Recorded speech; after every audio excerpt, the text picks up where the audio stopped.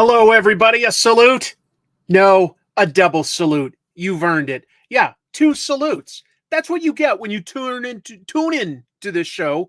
Nobody even knows what tune in means. Nobody uses radio even anymore. Back when I was little, you didn't have really cable. You would literally tune your TV to the channel. Pretty outdated. So we're starting out with the fact that I'm basically a grandpa, essentially. And I'm going to talk to you about the hip new comics that came out this week. Welcome to the show. My name is Chris. I call this show the Weekly Spinner Rack. And we've got a lot of comic book news to talk about this week. We've got some comic book adaptations that I could give some spoiler-free review for you. And we have some interesting comics that came out this week. Some pretty darn good. Some interesting. Some I would classify as a stinker. And that's just sort of the mainstream stuff. There was also a lot of interesting indie stuff that came out in this past week.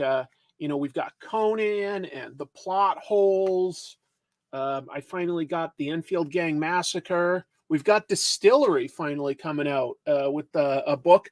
A lot of interesting stuff. Happy Labor Day, folks. Let's thank all the laborers out there because, of course, when you really think about it, there were quite a few laborers involved in getting us this stuff. We're talking about everybody at like the printer. We're talking about everybody that delivers this stuff to the comic shop workers. A lot of people that would be classified as labor that got that to us. And today is a American holiday. But thank you. Thank you to all of the laborers out there. I appreciate all of your hard work. Let me give a few shout outs to just people that are here in the chat.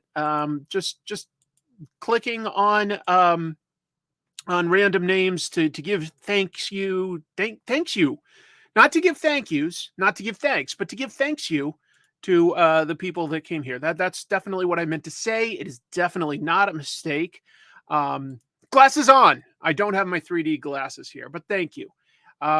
If you didn't get a chance to yet, on my channel Pros and Cons, I uploaded a video yesterday about the history of 3D comics. I didn't get into every single 3D comic out there. There were a few little things that I gave some serious consideration to talking about. Valiant Comics came up with a different form of 3D comics in the 90s I could have included. There's a weird little bit of history where Johnny Carson put on some 3D glasses that mentioned Jack Kirby as the king of comics. And Johnny went on a rant going like, I know all the comics out there that are good, and I've never heard of you. How dare you call yourself this? Somebody reached out to him and was like, that is not a self-given name, and we're talking about comic books. And so he actually apologized on air. But anyway, so there was a few little things that I didn't include in the episode, but hopefully you got a chance to see it. I appreciate it. Thank you for the kind words. Bring back 3D. It always comes back. It always comes back. Interesting that you mentioned that. I have a piece of news related to that. But anyway, let's see. The lighting is ace. Oh, thank you. I'm trying to put some effort into getting better cameras and lighting just to try to make this show a little easier to watch. Got a nice computer these days, so there's no hiccups on the stream. I know it used to sort of pause a little bit for you folks. And yeah, just trying to make a nice show. And I have fun doing this. But we've obviously got a bunch of fun comics to talk about. You know what I want to talk about before I get into the news? One Piece got a live action adaptation. I won't do a spoiler review, but I'll give you my thoughts on it. And that is, I was pleasantly surprised. I am not going to call the live action show like incredible. Like I can't quite give it like a 100 out of 100 score, but I will say I thought it was pretty darn good. There's a couple areas where it does a really good job. I'll explain in a moment. It definitely seems to break the curse of US made live action adaptations of manga. But here's some of the things that I think it does very well. when it has action fight scenes, they're incredibly well choreographed and shot. It is not confusing. It's just really easy to watch and fun, and it's great to watch. The action scenes are legit very good. I think that the cast that they've gathered is pretty darn strong. The main actor they've cast as Monkey D. Luffy, he looks and acts the part. I buy it. And they're very loyal to the story while speeding some of it up and also peppering in some things that happen way later in the manga that we sort of like learn later. But they know that now, so they've like been able to sort of like change some of the pacing. And I do think it's honestly for the better. There's a couple nice surprises. It's not a literal adaptation, but we've got that before with the anime. The anime is a very literal adaptation. The live action is telling all of the story the same way, but it changes up some of the beats. Where is it weak? The costuming I felt was surprisingly amateurish in a way. I don't think that it's like bad looking. I think it looks like cosplay type costume, but like cosplay that like a professional cosplayer didn't make, like a cosplay that like you spent the most you could on the professional version that's sold at the store, if that makes sense. It's like it's too clean and too simple in a way. I think they could have done a better job on the costuming. What else? Not a whole lot else that I would complain about, to be honest. I don't want to spoil it for you, but I sincerely think it's worth your time. It was funny. It was action-packed. I liked it. I legit liked it. I think that like everybody seems to have given it a supreme effort, and it's pretty darn good. It's pretty darn good. So that's my sort of like non-spoiler free review. I'm seeing some comments and stuff like that. A live action version of Monster could work so well as, you know, something like along the lines of like an HBO TV show. Great manga. That would really work very well as a TV show live action, because it's not supernatural or action packed. It's a drama. It's a thriller. It's a thriller. I'm a little late. Paste Pop Pete attacked the bank downtown and I got stuck in traffic. That happens. That happens. Let's see, because that's probably what they did. Oh, with the costuming, yeah. But wait, I saw one. Costumes aren't simple. I don't know what to say. It just didn't quite feel like real clothes. It felt like cosplay level stuff. Alita hit the sweet spot between reality and heightened comic style. You know what? I was surprised and impressed with Alita. I had skipped it in the theater, saw it on an airplane, and was like, oh, that wasn't bad. So, live action slam dunk. I wonder. I think it's doable. I think it's doable. I think it would take a lot of work to get like all the pacing and everything just right. But yeah, it could work quite well. Anyway, thanks, folks. Let's see. Completely forgot it was Monday. It was Monday. I'm here to remind you, folks. Today is Monday, the entire day. Alita was pretty good. Alita was great. Let's see. I actually sat through One Piece, so it was a positive.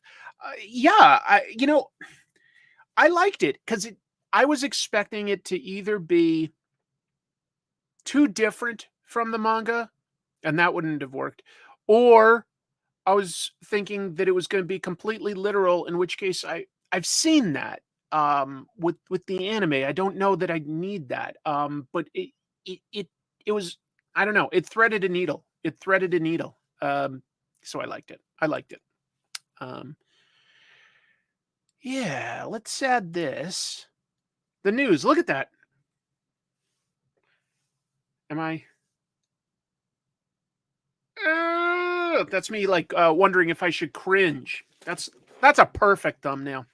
Just nailed it. What if I did this? Does that give it more space? I'll just do that for now. And let's see. Oh, as someone who's never read or seen One Piece, I thought the live action show was pretty fun. So far, I'm halfway done. That's a great point of view that I couldn't have, because I have seen both the manga and the anime. So I haven't seen all of it yet, but I've done a chunk of it. I've done at least enough for that covers the live action show. So yeah.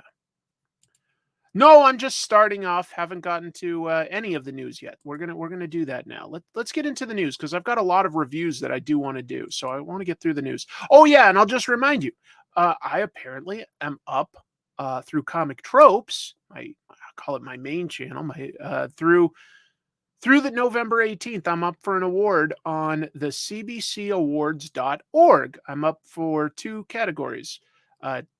5,000 and above subscribers, favorite channel, and lifetime achievement, a channel with over 3 years running on YouTube. So, it's free to vote.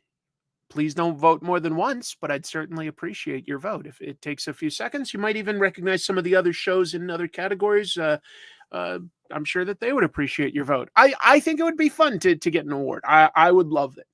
But even just getting nominated made me happy. That made me feel good. It made me feel good. But let's get to the news. So, what you see here is an example of an original piece of art that Kevin Smith owns, and he is actually planning on auctioning off a ton of his comic book original art collection. He just wants to make space, I guess. So yeah, I just said that. It's going to be hosted by an auction organization known as Bodnar's. It's going to happen on September 27th, so the end of this month. It's online only, but they will have a preview in person if you're in the area of Monmouth Junction, New Jersey, the day before on 26th. You have to have an appointment. It's appointment only, but you could come and view the original art in person if you're either curious or you plan on voting. So, yeah. Have I seen My Adventures with Superman? It's good. I've seen 2 of the episodes, and otherwise I've been too busy to like prioritize it, but I thought it was good. If I have extra time, I would love to watch the rest of it. I thought it was charming. You used to live there? Okay, I don't know that area. I used to work in Monmouth Junction. Okay, so I've got all the Jerseyites here today. That's great. That's great. But anyway, yeah, so that's when the auction's happening. Some of the highlights that I saw listed on the Bodnar site. Matt Wagner's covers for issues 1 through 12 of Kevin Smith's Green Arrow run. Apparently he got the covers for the first 12 issues, the original art. And this page that you see here. It's a page from Frank Miller's acclaimed Daredevil run. This one obviously drawn by Miller with inks by Klaus Janson. Pretty, I would love to own a Frank Miller Daredevil page. I loved that run. Loved it. But they expect that page to go for between $20,000 to $40,000, they said. That's definitely not any kind of free cash that I have hanging around. Hey, Daniel, thanks for jumping in. Appreciate it. Oh, yeah, Matt Wagner's a really unique, cool artist. So, that would be cool to have any of those. But anyway, so yeah, some pretty amazing art there up for auction later this month. If you're really rich, good luck. By the way, Kevin Smith himself will be present if you wanted to just watch the auction. He will be there live to talk about a little bit of the provenance, the history, you might say, of each art piece. And they'll all come with a certificate of authenticity as well as Smith's autograph. So that's not bad. That's kind of cool. Let's see. I don't think the premium just because it was Kevin Smith's collection makes it worth it. I don't know. Oh, look at this. Kev owns all of my Clerks art, so I'm assuming all of that stuff will be available to buy. I don't know if he plans on selling absolutely every original piece of art that he owns, though. But there's certainly a chance that that could be in there. Absolutely, there could be. So, yeah. He said he wanted to create some wall space, and it'll be someone else's, win for him wanting to create wall space. Let's see. I'd echo the recommendation on My Adventures with Superman. Thank you, Rob. I will definitely have to take a moment. Look, I was hiding behind Rob's letter R, but here I am. I don't think he's got an excuse to tell the giant spider story. We'll see. Is my camera sort of like going slow here, by the way? Or is that just me that's seeing it? That's frustrating. I don't see any reason why that should be going slow. You're tiny. It might be the signal. I'm broadcasting from my camera. Maybe I shouldn't use this if it's going too slow. It seems to be going okay now. It seems to be going okay. All right. Buffering. Oh, by the way, I almost forgot. I'm glad I typed this in. This is why I put these notes, so that I don't forget all of the details. Smith said a percentage of the sales will go to a scholarship fund at the Kubert School. So that's kind of nice to know. It's not all just going to him or anything like that. Yeah. Speaking of Matt Wagner, Grendel is returning. I was excited about this. I like Grendel. I've made an episode about it. I think more people should read Grendel. It's very different. So he posted this update to Twitter. I still call it Twitter. I don't know what else to call it. Like if I call it X, not everybody knows what we're talking about. It's terrible branding. Let me acknowledge this. Regarding awards, I want to give kayfabe a vote, of course, but then Tropes has to take that other spot. Got into PCP recently, but Tropes is my first YouTube love. So a vote and $10 to say thanks. Well, hey, I appreciate even just the kind words, but thank you for the super chat and the vote. That's really, really nice of you, John. Totally appreciate it. So let's talk about Grendel. It's Twitter. Yeah. Thank you, Chrissy. Thank you for watching. Yeah. Oh, it's been running since 82, by the way. Not every month. It takes hiatuses and breaks, but it's been running for a long time. First of all, Matt Wagner posted that his remake of the original story, The Devil's Deed, he's totally like redone it to like be a little more detailed, a little more modern. It was, a very early story. His artwork has definitely changed. So that's coming out in November, first of all. That's a remake, but yeah. Here's one of his posts. He says, the next series featuring Grendel Prime, that's a version of Grendel far in the future. Well, I call it it's fair to call it Grendel. Grendel is also sort of a concept within the comic book Grendel, if you haven't read it. Grendel is sort of a concept of contagious evil. It's very strange. But anyway, Grendel Prime. The direct sequel to Devil's Odyssey will actually be 3 4-issue series written and drawn by me and collectively titled Devil's Crucible. So 3-part story there, 4 issues each. And he said that he's got 7 of those 12 issues already drawn, and they're going to begin coming out in September of 2024. So this is a guy who's basically doesn't really post about stuff coming out until it's done, which is, it's nice. You can definitely count on it coming out. Again, if you haven't read it, Grendel's really cool. If you haven't read it, I guess I'd say wait until November and pick up the Devil's Deed remake. That would probably be a really good way to start. But it's definitely a fascinating story that takes leaps ahead every once in a while. So it does involve some sci-fi. Grendel is very nebulous concept, but it definitely involves sort of a corrupting force that can ruin people. It's fascinating. It's so unique. Matt Wagner's Mage is also a great read. Well, thank you for the super chat, and thank you for shouting that out. That's really nice. I hope they're able to do Grendel justice. There have been a few recent over the year attempts that were very meh. Well, when you say they, it's still Matt Wagner writing it all and usually drawing it. And yeah, I'm excited. I don't know who's publishing it. I would guess Dark Horse, but I don't know that for sure.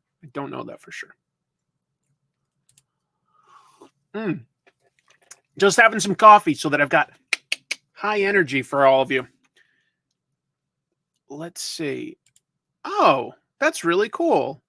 That's nice to hear, Greg. Okay, yeah, Owen says that Dark Horse is the publisher. That's what I was assuming, but I guess I didn't double check it. So, we've got more news. Oh yeah, he promises that when Grendel Prime returns to Earth, society has radically changed. So we're going to see another interpretation of society and the effects of Grendel or the lack of on it. So let's get to one of the things that I had in the thumbnail and header. What are we talking about when we say that there are calls to cancel James Gunn? Well, let's be very specific here. This is not a huge movement. This is not anything mainstream. This is coming, as you can see on this Twitter post, from some Zack Snyder fans. And I don't think they seem to understand that Zack Snyder and James Gunn are pretty good friends, from my understanding. They made the Dawn of the Dead remake together, so I don't think that they don't get along. But anyway, let's go into this. So a Zack Snyder fan account brought up James Gunn tweets from over a decade ago, and they're calling for him to be fired. You see, they're using the hashtag Fire James Gunn. So what did he post that they are so offended by? In his tweets, James Gunn says, in strong words, but these are his opinions, that he doesn't like either the Tim Burton or the Christopher Nolan Batman movies. That is why he should be fired, because he doesn't like previous movie versions of Batman, and now he's the guy in charge, I guess, of Batman movies. I don't think that that's a problem. I do like the Christopher Nolan trilogy. When I was younger, I liked the Tim Burton movies. I don't like them as much as I got older, I will admit, but I liked them when I was young. Here's one of his quotes from these tweets that, again, are over 10 years old. This is like when James Gunn was really pretty new to directing anyway. He wasn't like, some sort of MCU or DCU guy. The Tim Burton Batman is poorly written. The soundtrack is the worst work of everyone involved, and it is absolutely one of the most boring films ever. That's his opinion. I don't agree with all of it, but I do understand what he's saying, I think. I don't think it's Prince's best work on the soundtrack. I don't know if I agree that it's Danny Elfman's worst work. I think that the Batman theme is pretty memorable and iconic, to be honest. Do I think it's poorly written? I actually do think that it is kind of poorly written. Some of the changes I don't think benefit Batman. I would agree with that. I think, it's a weird take on Batman. It really is. It's kind of campy in its own way, even though it's trying to be serious. But that's okay. That's okay. Here's another thing he said. He said, the Joker as the killer of Bruce Wayne's parents is a nullification of the bottomless thirst for vengeance that necessarily drives Batman. I agree that I don't think that was a good change to tie in the Joker's and Batman's origins with one another. I didn't like that back then in 1989 when I saw it. I did not like that at all, I remember, and I don't love it now. Quit hating on Tim Burton, Nicholson, and especially Prince. You can call it hating, but I think people are entitled to their opinions. I don't know that this is cancelable. I mean, if he doesn't like this and he wants a take that's closer to the original material, that's fine with me. That's fine with me. I don't dislike it as much as James Gunn. I don't, but I get it, I would say. The thing he said about Christopher Nolan movies, I can barely read it here. Let's see. And listen, I have problems with both of Nolan's films. So that lets you know that it was like somewhere around like 2009 or something that he must have posted this, because only 2 of the 3 movies had even come out. I don't think either one is a classic, and I don't even really think Batman Begins is good, but they're far superior to the first Batman. Anyway, those are his takes. Let's see. James Gunn 2024 will make DC great again. Do not cancel him, please. Okay, that is an interesting take. Thank you for the super chat. I don't know. James Gunn has always been pretty opinionated, but I think you need people with strong points of view to get things done in a creative manner. So, it doesn't mean that his DCU will be good. It doesn't. But I also don't personally think that any of this is worth canceling somebody over or getting him fired, I should say. Like, that's what they're calling for, is to fire him over these old tweets. I don't know. Let's see. I don't quite understand every comment that I'm reading, but yeah, let's see if I can find any that have a good take. I feel that they're kind of pretentious and I hate the dialogue. It's too in your face. I guess I understand that. I do like that trilogy. We got Bane out of it. Okay, hold on. Gunn has yet to make a movie I like, said somebody. This James Gunn drama is dumb. Wait, you don't like any of his movies? Really? I really liked his Guardians movies quite a bit. I liked some of the movies he wrote, like Dawn of the Dead. I like the Dawn of the Dead remake that he did with Zack Snyder. I thought Super was interesting. I thought Slither was kind of fun. I really liked the Suicide Squad. That's interesting. I guess I do like his stuff generally. I do. But anyway, we've got a wide variety of opinions. That's fair. That's fair. What other news do we have? Because this is a little bit of a non-news thing, really, in my opinion. But I was like, what have I got to talk about this week? There wasn't tons of announcements for new comics or anything like that, so I had to dig a little to get some news. VR comics are apparently a thing. This just looks like probably this would be my least preferred way of reading a comic. Let me explain. So first of all, Angel Eyes is a new comic experience that you can read only by putting on the MetaQuest 2 headset. So it's only readable when you've got that big clunky VR headset like weighing you down. Let's go on. Story is by Andy Lanning, and I've liked a bunch of his stuff, especially, honestly, his Guardians of the Galaxy. I like that. Art by Ant Williams seems fine. I didn't find anything like bad about that. Here's how it comes out. 9 episodes that play out as a 5 to 7 minute motion comic. So not really animated, but like where they have the thing in the foreground move a little. The dialogue pops up out of nowhere. So it's like that, except it's happening just sort of vaguely in front of you. A little like 3D. A little like. The story is an assassin is killed, and while in purgatory, he gets a job in a battle between heaven and hell. I almost fell asleep reading that description. That sounds very cliche to me. That does not interest me as a story. But the way to read it sounds worse than anything else. The artist and the writer seem totally capable, so maybe it is a good story. But the idea of sort of watching like a 5 to 7 minute motion comic and it just sort of like hanging vaguely in front of me sounds just really not fun. Really not fun. Wait, I hear Chris, but it's stuck on the James Gunn stuff. Is anybody else dealing with that? Because my signal is showing me that I'm showing something on VR comics and that I'm moving around. I'll give it a minute to see if anybody can respond and see if, like, for some reason the stream is hung up. Let's see. Wait, you don't even get like a 3D comic landscape to look around in? No, you're not like immersed in it. It's just sort of there. Okay, looks fine to me. Looks good. Okay, sorry that somebody's dealing with an issue. Looks like the rest of people are saying.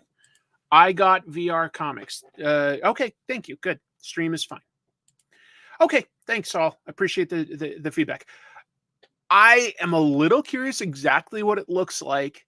I watched a trailer and it was like, just sort of motion comics, and I don't love motion comics. I'm like, either do it as a comic or do it as an animation. Don't give me something right in the middle where things are just like slightly moving. I don't like that. I don't want it. I don't want it.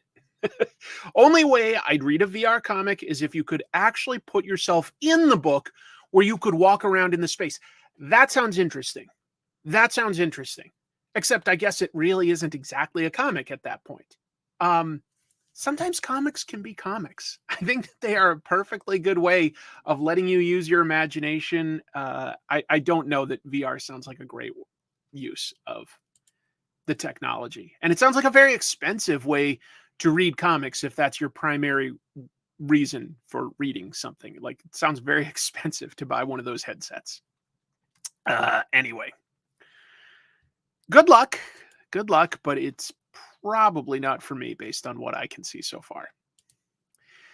Oh my God, did The Flash not do well when it hit Max, which is also weird branding. I want people to know that I'm talking about HBO's streaming service, and I feel like not everybody knows that when they just hear Max, but that is what I'm talking about, is HBO's streaming service.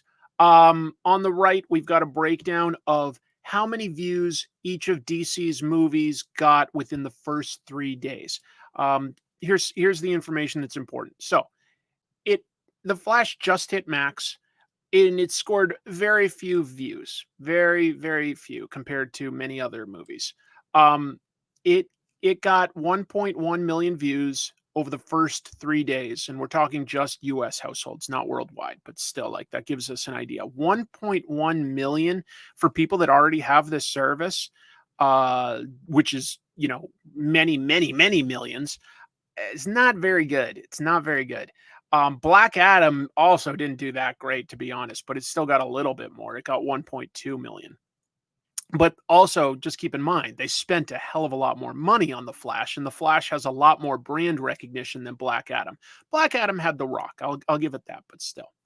Shazam 2, that Shazam Fury of the Gods, I thought that was an okay movie. It wasn't like bad. It wasn't what I wanted, but it wasn't bad. But it only got 260,000 views. Wow, did nobody have any interest in that?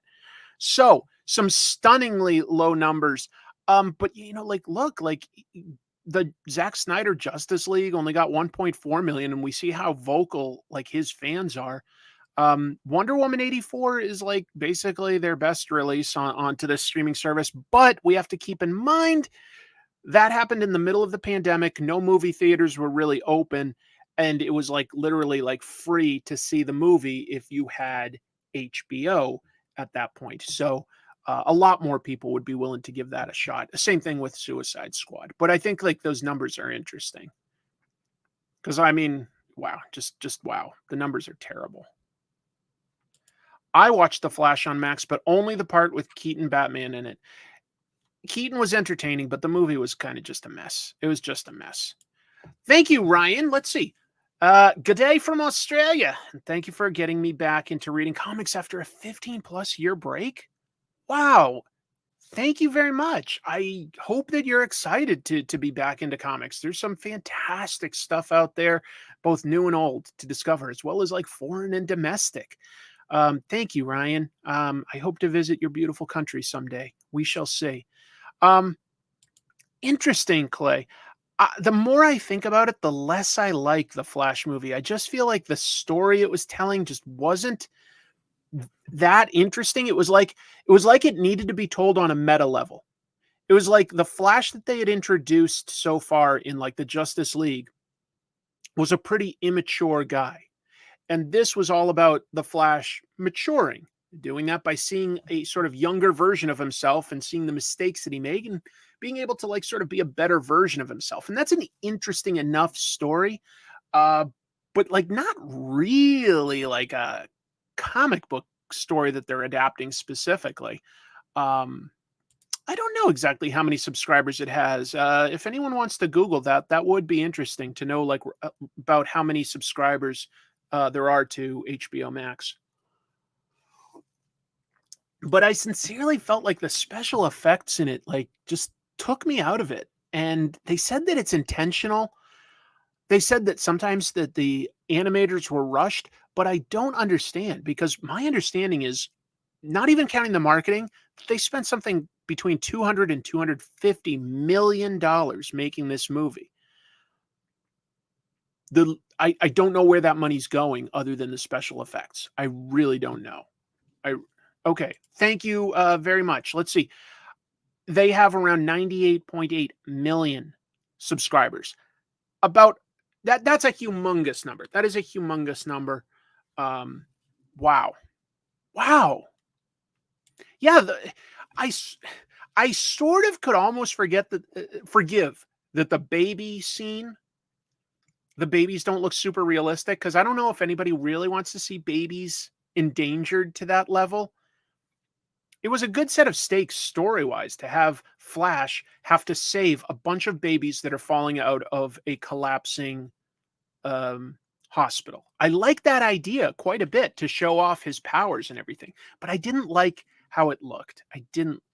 Yeah, someone working on the VFX said the Chronosphere was done in about a week. I heard that as well on the Corridor Crew episode from this past week. Done in a week? What are we talking about? You had like $250 million. I do not understand how any of that happened. So I just don't like how any of that looks.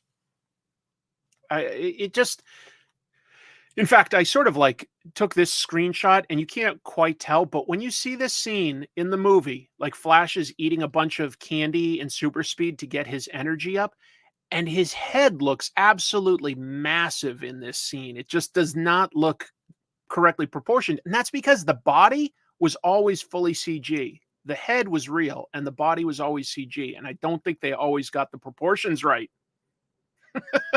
Something that's a lot easier to collect with pencil and ink and Photoshop than it is once you're making a movie. Anyway. Batgirl, a movie that was almost done. I think it was basically done, to be honest. Got shelved while The Flash, whose main star was playing GTA in real life, that's a good one, got released. This movie, bombing twice, was karma. Yeah. Oh, did you not like Barbie, Wayne? I'll be honest, I liked Barbie. Barbie is the most successful box office movie Warner Brothers has ever had. Like, more successful than any of their superhero or Harry Potter movies. It is very weird. The humor and the weirdness and the ideas behind it totally work for me. So I think I get why it's popular. I liked Barbie, but it's weird. It's weird. Can we please move on? Okay. Sorry, I was having fun. We are going to move forward. Inferno Girl Red was one of the books in the Massiverse, that's like the Radiant Black universe, that I actually really enjoyed when it was coming out. They have launched a sequel project on Kickstarter. So, yeah, published by Image from January through March. It had 3 issues. It's written by Matt Groom, illustrated by Erica Durso. I think her art is really strong on this, really strong. The story was about this lady here, Cassia Costa, and she gains the Inferno Girl Red powers, and she has to protect her city, Apex City, where something very strange hasn't really been explained yet, but the entire city has been like sort of transported into a void, but is still somehow being like, like electrically powered. There's oxygen and stuff, but the city, like everyone in it is just sort of stuck in this like mysterious void. So there's something very sci-fi happening there. There's some threats to the people, and she's like a college student. Her mom knows a little bit about a previous Inferno Girl Red. It's definitely a legacy power. So her mom sort of like is her mentor. But we got told about some of the stuff that's coming up for the sequel. They're looking to raise $85,000. It's already raised, the last time I checked, over $50,000. It's live right now. I think it's got about 16 or 17 more days. So it's probably going to hit that goal. It's very likely. Basically, like, there's all sorts of things you can get, but if you just want the comic, you can get a digital copy for $15, a hardcover for $40. And it looks like it's going to be a pretty sizable, like on the scale of like at least, like the first 3 issues. And you can also get a hardcover of the original story too, if that's your thing. I like it. I liked Inferno Girl Red a lot. I thought it was a cool, likable superhero with a premise that had me like wondering exactly what was going on. Some villains that seemed interesting. Yeah, it had a good supporting cast. I think that there's a cool idea of, I don't know if, do you guys ever like fantasize about that? Like, like what if all of your classmates or all of your coworkers or all of your friends and family and you were just transported somewhere, like, like back to dinosaurs or, to a mythical land in outer space or something. Like who would become, like, would you be able to become a leader? Would you be able to step up and like sort of take charge and understand your surroundings? I don't know. It's that kind of sort of, not wish fulfillment, but like it is a power fantasy, but that works for superhero comics. I liked it. I liked it. Owen, I did not take offense. I understand what people were saying, that like I should just take whatever time I want. I don't necessarily think anybody was trying to beat up on you. Don't worry. It's everything is good. Everything is good. But I liked it. So if you haven't read it, it seems like a decent project. I think yes, there is a term in Japanese manga for basically what I'm talking about. Isekai. You're totally right. And that's stuff like I've been sort of like daydreaming about since I was a kid. Like, like I can remember in middle school just like being really bored in a class and going like, what if everybody in this class was transported to, like just some remote island? Like, would I be able to like sort of, be useful and like, fish or help people with like medical aid? But it was essentially an isekai daydream. That's so funny. I didn't even think about that. It is isekai. That's so funny to like realize that there's like almost a whole genre for the thing I'm talking about, and I didn't think of how to describe it. Hey, that's semi-related to what I'm blabbering on about. Yeah, the trailer for Godzilla -1 looks so cool. I love Godzilla. I am so excited that I'll be back in Japan in just over 2 weeks. Yeah, hopefully I'll get to see some Godzilla stuff. I always enjoy getting to see the big G statues and stores with merch, but also, well, that's one way to do things. The camera holder just like sort of adjusted and swiveled down and then like rotated right back up. Let me adjust that a little. That's so funny. I need to tighten that. I need to tighten this. Hold on. Where? I don't know where the knob is to tighten it. All right, that's the best I'm going to do for now. But if you haven't seen it, Godzilla -1 looks really cool. So basically they're saying like, it's totally sort of new take. What if Godzilla attacked Japan right after the devastation of World War II? So like they're saying Japanese people were like at like 0 in post-war, and then Godzilla attacks, taking them back to -1. That's how dangerous it is. Looks like so fun. Any plans to take the cruise to Monster Island? Probably not, but I might do the zip line through Godzilla's mouth. I might do the zip line. All right, where was I? Let me add that back. Oh, yeah, this story for Inferno Girl Red, let me just wrap that up. It's going to feature Cassia getting a new mentor and needing to form sort of a team of allies to assist her. So that could be fun too, because I love the idea of building a support network around a hero. Not sure how many of you are aware of this, but over in India, they've been making a film version of Archie. It's still Archie. It's just with Indian cast members. It's gonna, it's coming out soon. So they've filmed this, and they announced that the release date is December 7th. The musical comedy. So it is a musical. Wonder if we'll have coordinated dance moves. That could be interesting. It's going to follow the band, the Archies. And it looks like from what they're wearing that it's set kind of back in like the 40s or 50s, like sort of early era Archie. We've got Archie Andrews, Jughead Jones, Reggie Mantle, Veronica Lodge. Wait, maybe that's Veronica Lodge, actually. Yeah. Betty Cooper and Ethel Muggs and Dilton Doily. So a lot of the. Oh, is that all I had for that? I thought I had another piece of information for that. RRR and Archie's crossover. Come on. I still haven't seen all of RRR. I need to. It looks so good. It looks so fun. Looks so fun. So we shall see if that is good. I am curious. I like Archie in general. I don't read Archie a whole lot, but sometimes I like the idea of doing it as a musical comedy. That could be fun. Jughead might not be eating so many burgers. That's probably true. He probably won't be. They'll probably have him eating something else. Curry rice or something. I don't know. So there's going to be a few adjustments, but that could be fun. Is it a reboot? It's just a take on the material. It's not continuing anything. It's a totally new take on existing material. Yeah. Yes, I do remember that part of Criminal. That was pretty cool. Should be fun. Here's more news. There was a comic shop that's been broken into multiple times. I thought I'd spread the word.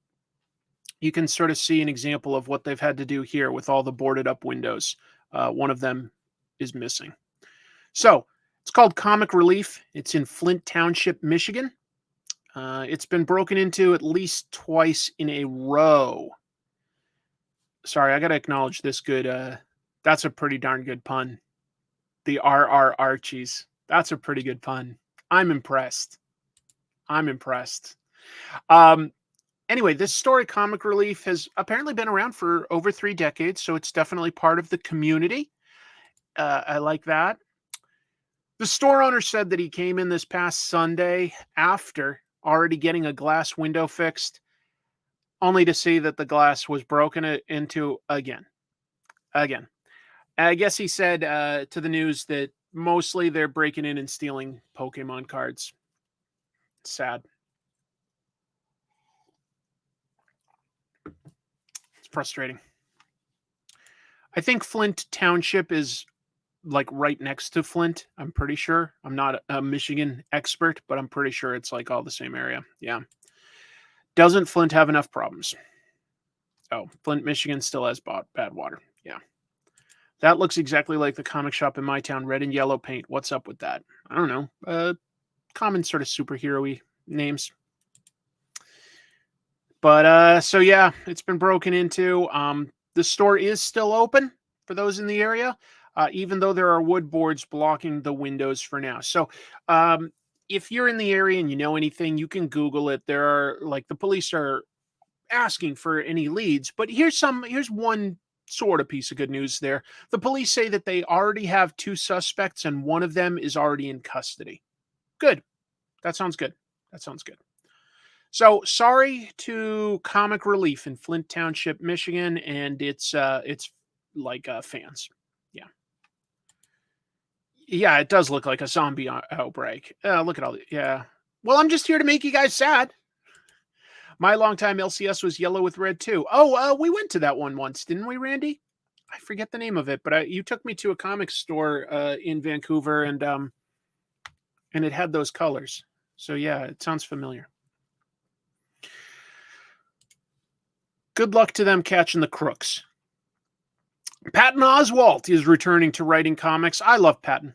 I find him hilarious. I think he absolutely loves comics. I think he has a lot of respect for them, and I think he knows how they do. Yeah, exactly. The comic shop. I'll tell you this, as I've got a friend who's a therapist. Actually, he manages the therapist at this point, but on Rikers Island in New York. Gets a lot of bad dudes. And there is absolutely a pecking order once you're in jail awaiting, sentencing and trials and such. And if people find out that you are in there for stealing Pokemon cards, you're not going to get treated great. You're probably going to be treated better than the kid touchers and the arsonists. Those guys are at the very bottom, apparently, of the food chain. Robbers are a little higher up. They're higher up than murderers, but if you steal something that lame, you might get your ass kicked. You might. But let's get back to talking about Patton Oswalt and his new comic, which I will be reading. So, Patton and Jordan Blum, both producers of that MODOK show, by the way, they got together and they wrote a book called Minor Threats through Dark Horse about minor league supervillains. I reviewed it on this very show as it was coming out monthly. I enjoyed it. It was funny. It was interesting. It was a cool take. So now they're writing a sequel called The Alternates. It's going to come out September 13th, so very soon. And Tim Seeley is joining them as one of the writers. Apparently, he pitched them this idea for their world, and they were like, we're doing that. We're doing that. So it's going to follow the Alternates, and that's a team that they say is more analogous to Doom Patrol than the Justice League, sort of the weirdos, the outcasts. But they also say that the team is a little more like a support group than an actual superhero team. Who's it comprised of? The Persona, Mary the Multi-Monster, Crab Louie, Kid Curious, and the Tripper. I want to know more about the Tripper. Well, they're superpowered individuals that are not super villains. So if it's not obvious yet from looking at some of these covers, Patton has described the Alternates as, quote, our collective mash note to the entire universe of 90s alt comics. So they're definitely doing their riff on the stuff that you would see from like Vertigo in the 90s. Hopefully that comes across. I think it looks like fun. I think it looks cool. Yeah, this is the most Vertigo book that's not Vertigo. Doom Patrol vibes. I think so. Yeah, I guess you could compare it to the Umbrella Academy. I think that's fair. I feel this comic isn't about hardcore punk or straight edge culture. No. Minor Threats, maybe a little bit, but this one probably not. We'll see. Mash note is like it sounds. You're mashing some notes together. Musical notes. Patton likes music. We shall see, but I think that sounds promising. Again, if you haven't read it, I thought that Minor Threats was pretty darn good. It was definitely like sort of the C and D level supervillains, like that didn't really get included, having to team up to keep their lives safe and finding out that they worked together and became something that added up to more than the sum of its parts. It was nice, but it was also funny. I've got more news, folks. JHU is closing its Manhattan location. Now, this is what JHU used to be in this image.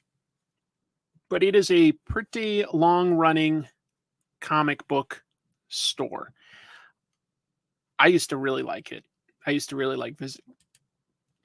So JHU has been a Manhattan comic book store for the last 10 years, but they announced this week that they are going to close their Manhattan store at the end of this very month, and they're going to focus on their Staten Island store. That will be their main store.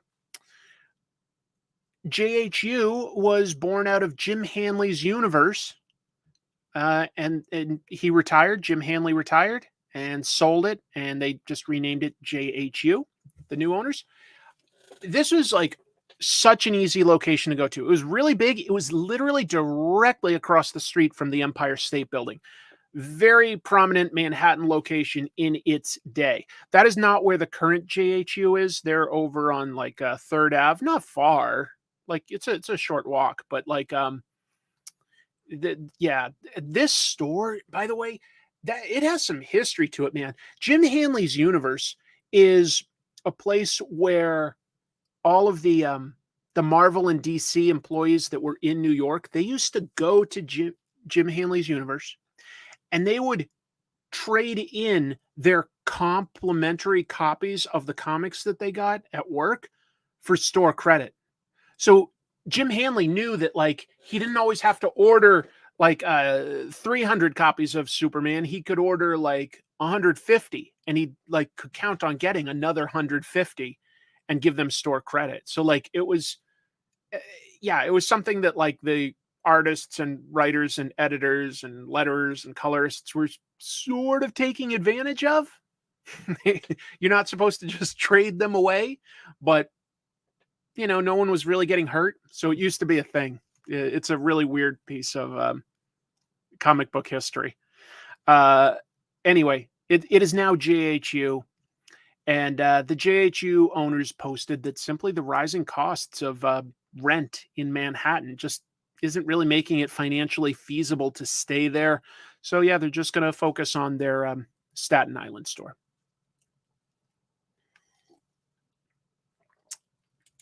That's sad. Yeah, maybe a little. Maybe a little. Was there might have been a documentary back when Jim Hanley retired, because he ran that comic store for a long, long time. So there may have been a documentary like 10 years ago or so. I don't know. Did you know the publisher in the magazine, The Nib, is closing down? I did hear about that. They're offering all of their 15 comics for a free download on their website. Oh, good. Yeah, funny stuff, The Nib. That's nice. So long, farewell, auf Wiedersehen, goodbye, adieu, adieu, to you and you and you. Why did it close down? I just said, rising costs. Rising costs. Manhattan is very expensive, unfortunately. Eventually it'll drive out like too much business and the costs will have to go down, I hope. So DSTRLY launched its new comic this week, and on the day that came out, they launched their store. So they're selling exclusive merchandise through their store, and I thought I'd just mention that. Their first book is The Devil's Cut. That launched this week. So did their new store, and you can get things like these exclusive variant covers. Like this one's by Christian Ward, I believe. I'm not sure who this one's by, but off the top of my head, sorry. And then they've got like clothes and toys. It's pretty simple to navigate. All of this stuff is creator owned. What DSTRLY does is they create a print version of their comics that you can get in the store. And eventually their goal is to then also have digital copies you could buy, but you can then resell them because there'll be some sort of like rights management on them and you'll be able to sell your digital copy. I don't know if that idea will take off, but we'll see. Oh, and this is Mominu, their new mascot, which pretty cute. Pretty cute.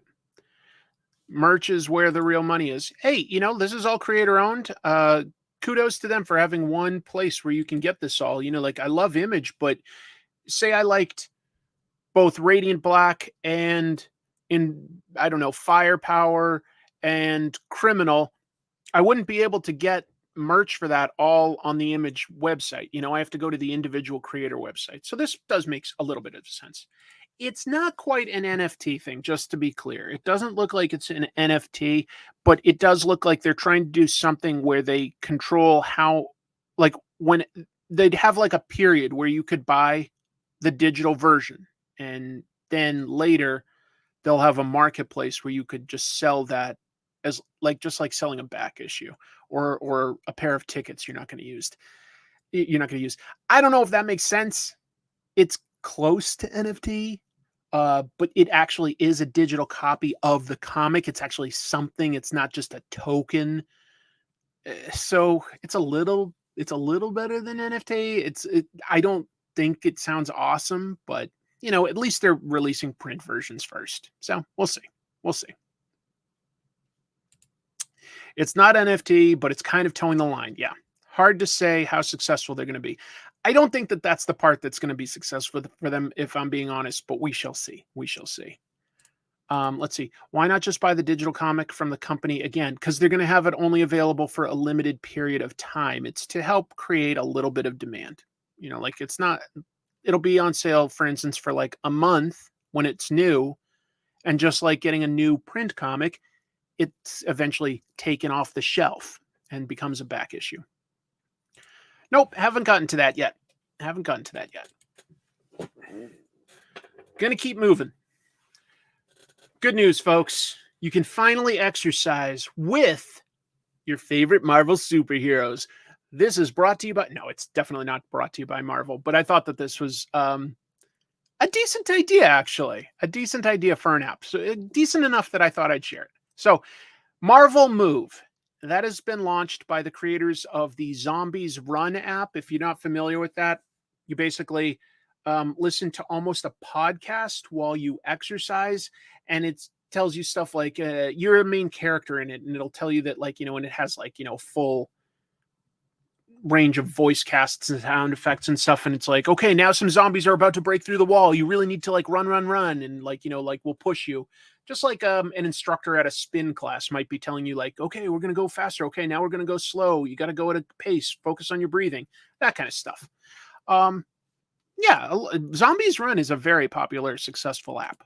So it's just something entertaining to listen to while you're exercising if you need help just sort of vegging out or just like having something to distract you.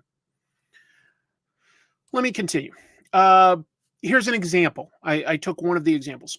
Thor and Loki will guide you as you're all lost through all of the 10 realms. And there's going to be 24 voiced workouts, like voices, sound effects, etc., that are going to be released over 8 weeks.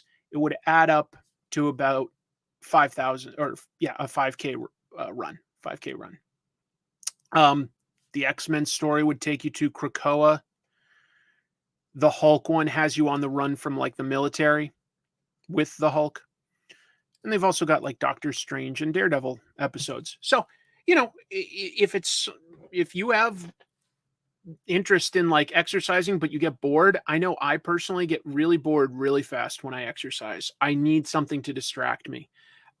This sort of creates a little bit of a story out of it. It's something to listen to while you work out, make you feel like you're invested in a story. I don't think it's a bad idea at all. In fact, I know it's not, because Zombies Run is a very successful app. A lot of people really enjoy it. I think it's a decent idea. Paste Pot Pete's Plates next. I think it's going to be Paste Pot Pete's Pilates is what I'm going to voice. I'm going to do that. I like this one. Daredevil is just stick berating you the entire workout. Oh, you call that running, boy? Boom. Wait, what did I just say? Oh, I read comics or watch movies on my exercise bike. This is a little bit like that. If you've got, like, AirPods or something, Bluetooth, big beefy headphones, it's something you could put on and listen to while you're out there exercising. I thought I'd pass it on in case people were interested. I'm not trying to, like, shill. I thought it was a decent idea, to be honest. I thought it's a decent one. Oh yeah, a bunch of them are written by the comics writers. I should have mentioned that. I'm glad I put these notes in, otherwise I forget. Gerry Conway, a very famous writer, opened up this week on Twitter about why we haven't heard from him lately, and it's overall good news, but it's serious news too. So Gerry shared that he's been battling pancreatic cancer for quite a while, but that he has been cancer-free ever since January. It's just that there were medical complications from going through that he had to deal with. Basically, he's explaining here that he had surgery to remove the tumor. It included his gallbladder, some of his intestines, and they had to rearrange some of his lower body parts. So there was physical rehab and adjusting to, your body like that.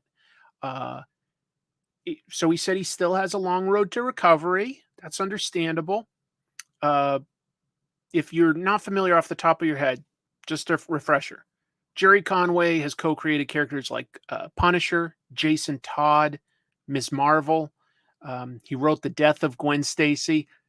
Pretty prominent writer.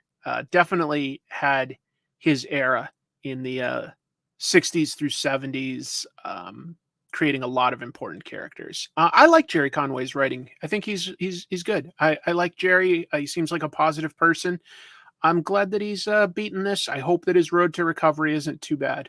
That's really nice. Yeah. Nice to hear that he's doing okay. Yeah.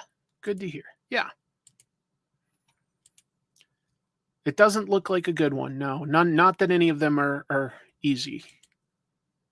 Wait, did he really? Gerry Conway worked on Law and Order: Criminal Intent. Did he really? He has done. I know he's done some TV stuff. I know that like he was one of the relatively few comic writers that went into writing a lot of cartoons. I know he wrote like, G.I. Joe episodes and stuff like that. So yeah. Gerry was the best bat writer when I first got into comics. Oh, that's lovely. That's lovely. I'm sorry it hits home. My father has dealt with I'm pretty sure it was that cancer. He went through two, so I'm mixing them up right now. It's been a few years that he's, knock on wood, been cancer free. I don't think he wrote Renew Your Vows, but it's possible. It's not coming to me off the top of my head. Sorry, Mike. Could be right. Anyway. Yeah, I think he had a good run on Spider-Man. I really do. And he benefited from having some really nice artists that were also underrated, like Ross Andrew. Ross Andrew is a really underrated, great Spider-Man artist. Really, really good. No kidding. He wrote on Law and Order: Criminal Intent, huh? Good for him. Good for him. Nice guy. Talented. So let's talk about this study on manga. To be honest, there's not a ton of details here. But I thought that the amount of money being spent was interesting, and I thought we might have a little bit of a conversation. The National Foundation on the Arts and the Humanities has given a grant of a little over $313,000 to look into why manga appeals to minority children, I guess. It's a 3-year grant. It's going to the Queens College Graduate School of Library and Information Studies. So this is, just to be clear, there is a fund to work on all sorts of library projects every year, and this is just a portion of that going to specifically this manga study. The goal is to shorten the gap between librarians understanding like manga, and also like really understanding like which ones are popular, so that they can appropriately order the right stuff that like serves their community. So yeah, obviously that sounds like a lot of money, and it is, but if you spend it over 3 years doing some like, library research, I don't think it's all that much. I think that this sounds way more dramatic than it is, but I still like included it because I want them clicks. Yeah, so let's see.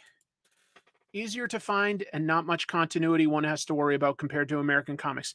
I know, and this is stuff that we know, but we've also had the advantage of reading comics usually for quite a while, and it like gives us some perspective that somebody that hasn't read much comics, certainly no manga, might not always know. I think it is useful information to know. That is not at all a lot of money for a 3-year study. But if you Google it, you will find like 4 or 5 super, super, super conservative websites talking about how it's a waste of money.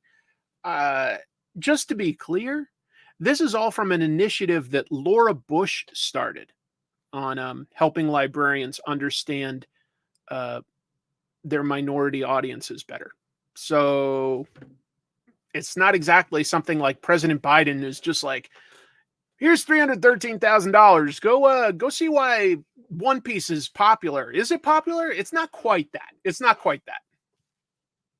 Oh yeah, because it, like, I say super conservative because these are not like mainstream websites. Like but so at first I was like, is this even real? But you can go to there's a government website where you can look up where money is being spent on grants and stuff like that, and where money that's been allocated for certain studies, like where it's being spent, and I confirm that this is real. It's real. I don't know, but that said, we're gonna have some difference of opinions here. Like, do you think that this is something that libraries need to study, or do you think that they just should accept, oh, it's popular and that's that? I don't know. I think librarians do need to study stuff sometimes to understand why things are popular, so that they can know what to order for their specific libraries. The goal here is not to spend money, but to like over time potentially spend money wisely. You don't want to buy, if you don't know anything about manga and you're just like, I don't know what's selling well at Barnes and Noble, and you just duplicate that. Well, that might not work in your specific community. And you might have just wasted, like $200,000 for your specific library of its like precious budget.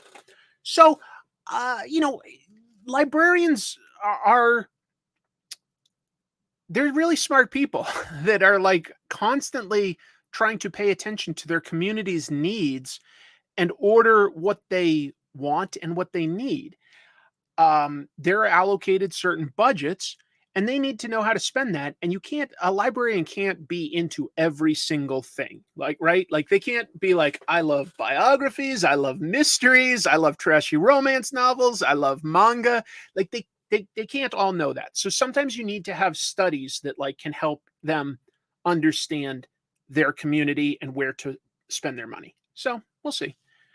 Yeah, it's a little bit of a market study. Exactly. It will help prevent waste of money in the long run if it's done well. Like, let's agree. But, it's going to a library college. That's what these places do. I like libraries, so I'm hoping that I hope it helps. I wouldn't know unless hopefully someday these results here's what will probably happen. The grant goes, and it's over 3 years. So that's like just a notch over $100,000 for them to spend for an entire year on doing research that's meant to benefit a lot of people. I mean, just think of how big New York alone is, let alone the US. And then they will probably put together a scientific study. Okay, the people at this college. And then they're probably going to have to send that to peer-reviewed journals for people to poke holes in, just like any sort of scientific study, probably, to make sure that it makes sense. Manga is more popular because it's cheaper to make and buy. It's sold in other stores, not just comic shops. And their growth wasn't stunted by a self-imposed legislation back in the 50s. There's a lot of reasons. But I do think that, like, in general, it's very easy to pick up and read a story because you just get volume 1 and you read it forward, and it's pretty much always the same creative team. It's like 99% of the time, it's the same creators doing the story all the way through. Sometimes somebody dies or like they do a reboot with like new creators. That's like the 1%. But yeah. Stan Lee did say comics are the last bastion against the creep of youth illiteracy. Interesting opinion. I think librarians should have yearly conventions for comics and manga, along with conventions for all types of literature that the public is invited to attend. Oh, that the public could attend. That's an interesting take. Yeah. That's not bad at all. Manga is big just because of Pokemon. Okay. Let's see. Also, because of cheaper production costs allows better margins. The cheaper production costs, a bunch of them are not just the fact that it's, say, black and white and everything. It's the fact that when we get, like, a manga, right? This story has already been proven to be successful in Japan. They told a whole story weekly. And readers were voting every week for what should continue. And then out of those that like ran for a long time, then a decision is made to translate it into other languages and compiled into this. So it's like you've already got all the work done. Now you can like print it and then usually print it in large quantities, giving you economies of scale. So there's a lot of advantages to how much you can like save, but like there's lots of manga that don't make it, like the Weekly Shonen Jump, more than 50% of their titles don't last that long, just to be clear. Like if you flip through Weekly Shonen Jump, you'll see 5 or 6 titles you've probably heard of, and maybe like another 20 that you haven't, that you might like, you might not.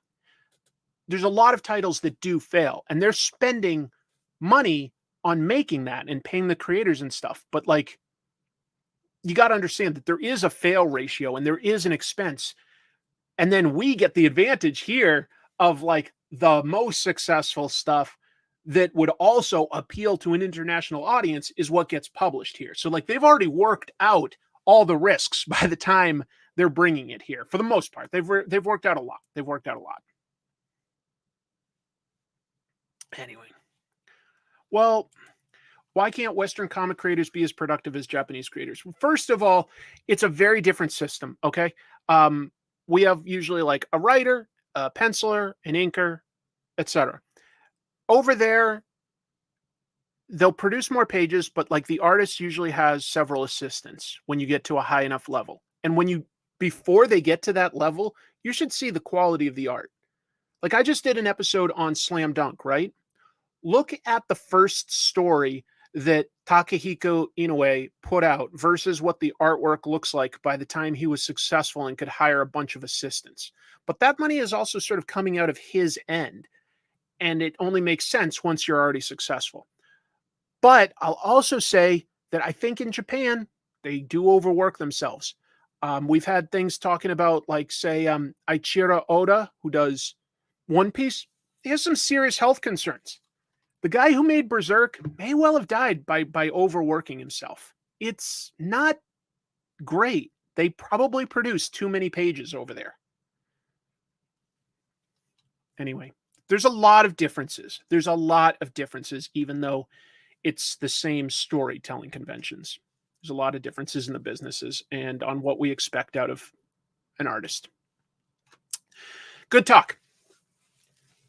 Iman Vellani, she is currently writing the Ms. Marvel title as well as starring as the character, if you didn't know. She says that Billy Joel, of all people, inspired her Ms. Marvel run. How?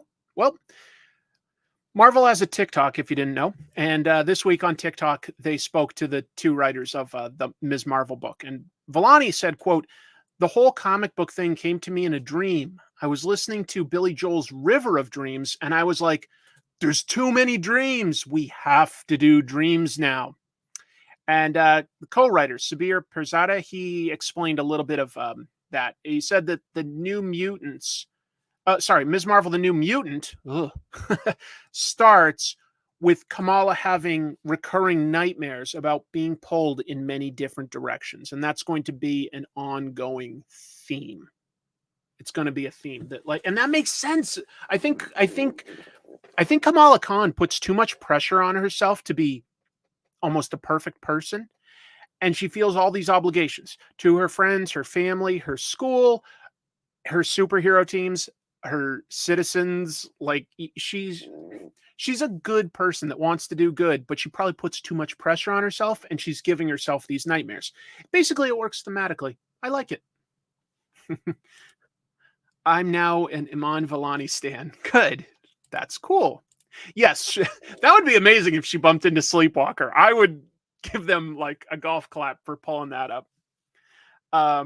She's so innocent. Yeah. We'll talk about this book a little bit more in the reviews. So let's continue. Oh yeah, issue 1, by the way, just came out this past week. Marvel's already announced that it's sold out. It's going back to a second print for October 11th with this. This is the second printing. The Art Germ variant cover is going to be the main cover for the second printing. Cool. It's a good cover. We'll talk about the comic in a little bit. There's an Abu Dhabi comics publisher. It's really new, and they've announced that they're going to put on a Comic-Con in Abu Dhabi. I don't know how many of y'all are huge fans of the United Arab Emirates, but that's what we're going to talk about now.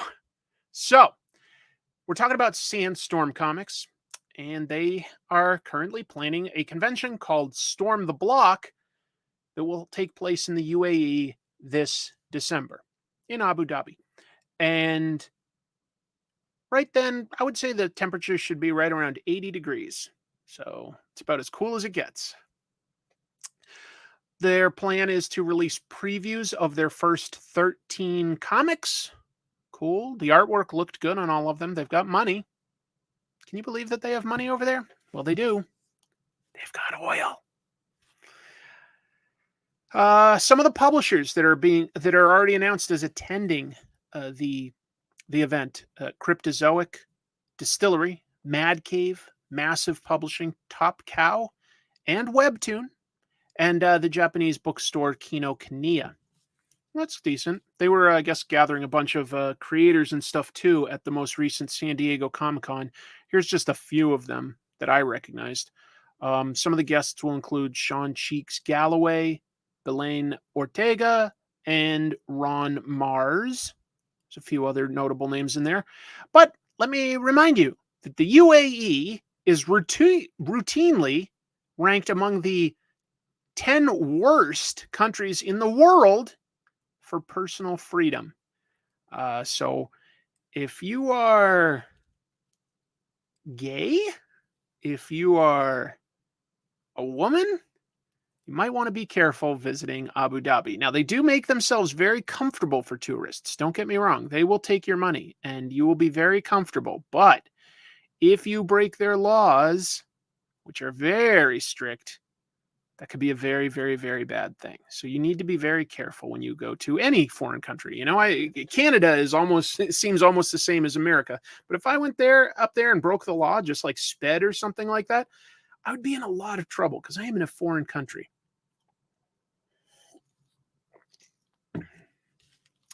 This picture is from one of their 13 comics that they've got coming up. The artwork all looked good. Yeah. Not much drinking in the bar. They will serve alcohol to you as a tourist. They will not partake, and they will definitely probably judge you. And all I can say is you better not go out in public drunk. You'll get in a lot of trouble. Let's see. You recently saw Mutant Mayhem. It's one of the best movies of the year. Okay. Yeah, I liked it a lot. Has any other Turtle media had the same setting as the one the movie ends with? Nope. New story. The last site of the World Cup, Qatar, obviously very close to UAE, considered homosexuality illegal. So yeah.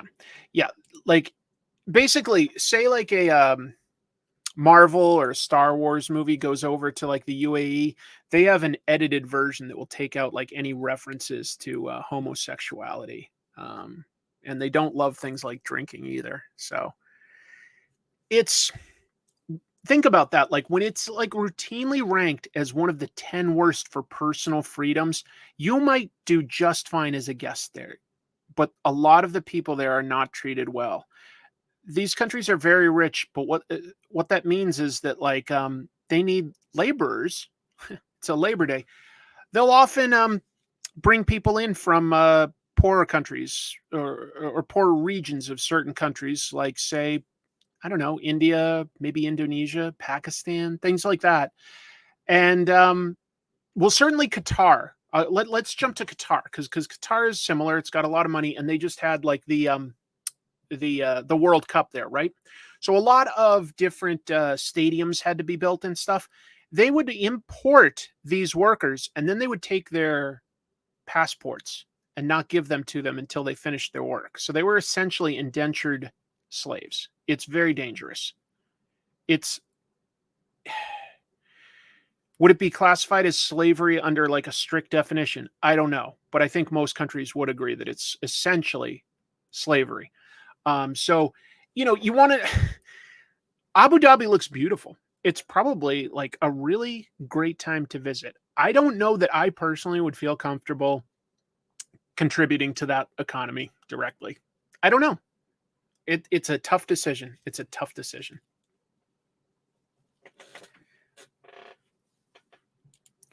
Let's see, what's this? To be fair, there's a lot of grifters in comics decades before the UAE came in. And I don't know that I'd even call them grifters, okay? We don't know anything about that. They may like pay their talent very well and play nicely. I would just say and by the way, they are opening up submissions. So you can submit from anywhere, apparently. You don't have to be a local, which makes sense because just to be clear, UAE is not a massive country. It's a very, very small one. But if you submitted something like, you know, like a gay lead character, boy, would they pass on that. That would be kind of funny, though, to force them to read that stuff. Let's see. There's a news story about a woman who got arrested for arguing with a male rental agent, a woman from the US. Yeah, exactly. You have to be, you should always be in your best behavior in another country, even if it's like, like a pretty easygoing country, like say Sweden. Because if you get in trouble, you don't know how to navigate like the law and stuff like that. Yeah. Anyway, I'm submitting the gayest comic ever. 37 migrant workers died in work-related events building stadiums at the Qatar World Cup. Exactly. And UAE does some similar stuff from my understanding. So, cool that they're making comics. They might even be good comics. They might be a good company. I have trouble like supporting the UAE directly. Anyway, I think we did it. I think we covered that news. Here's one that's much lighter. What a tonal whiplash. I really thought this one out when I was structuring the news, didn't I? No. Sensational She-Hulk promises mayhem. Well, I think mayhem works well with Hulk stories. So what are we talking about? Rainbow Rowell's She-Hulk run is going to return this October. Instead of just being called She-Hulk, it's now called Sensational She-Hulk. But it's the same creative team and story continuing. It's renumbering. That's comics. That's serialized mainstream comics anyway. Rowell told Games Radar this week that she is trying to make things, quote, weirder and wilder than in the first volume after being inspired by John Byrne's sensational She-Hulk title. And that was the title where she first started like breaking the fourth wall and stuff. Could be fun. I like the She-Hulk book, by the way. It's very charming. She promised that the Hulk will visit the title, the Hulk, Bruce Banner, and that he will bring mayhem, but also tenderness. She had some interesting things to talk about there. She said that, like, She-Hulk will often, like, pop into a Hulk run and, just sort of be, like, really there for her cousin. Like, she's always sympathetic. She's always standing up for him in, Hulk stories, Avengers stories, all that stuff. But the Hulk doesn't always show up in the She-Hulk book, or certainly not as often. And she gets it. She's like, some of that is the business. The Hulk is the more popular character. I get it. But, like She-Hulk's always trying to be there for her cousin. And you don't necessarily see a lot of like why she cares about Bruce that much. We need to like sort of see some balance there. And I'm like, that makes some sense, actually. Let's see what they can do. Oh, and she said that artist Andres Genele has great line work, but also she appreciated that he doesn't shy away from the romance and that he makes sure to keep She-Hulk bigger than her boyfriend, Jack of Hearts. Good.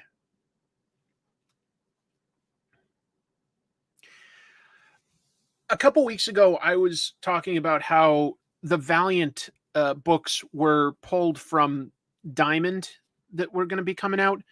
And while I was doing that, people were pointing out to me that it was just a product of the fact that they're switching who's printing the books. And that made sense. And it seems like this news backs that up. So there have been a bunch of Valiant books announced on the Alien Books website. Alien Books will be printing the Valiant books. They confirmed that the already announced titles are going to be returning this December. For instance, Exo Manowar Unconquered and Ninjak Super Killers. Those will both come out in December, and they said that they will also have copies. I don't know if they mean to sell or just to show that like they're samples, but that they'll have those at New York Comic Con this October. I can't wait for New York Comic Con. It's going to be a good one this year. And they announced some future comics like a very Valentine's Day special in February.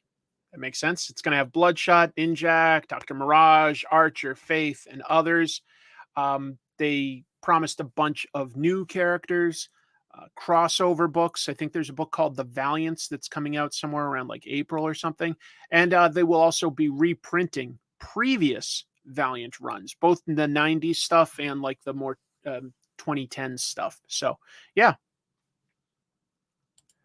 Alien Books doesn't own Valiant. They are just being used as like the printer to get it out there now. They've got some sort of a relationship with whoever owns Valiant. Yeah.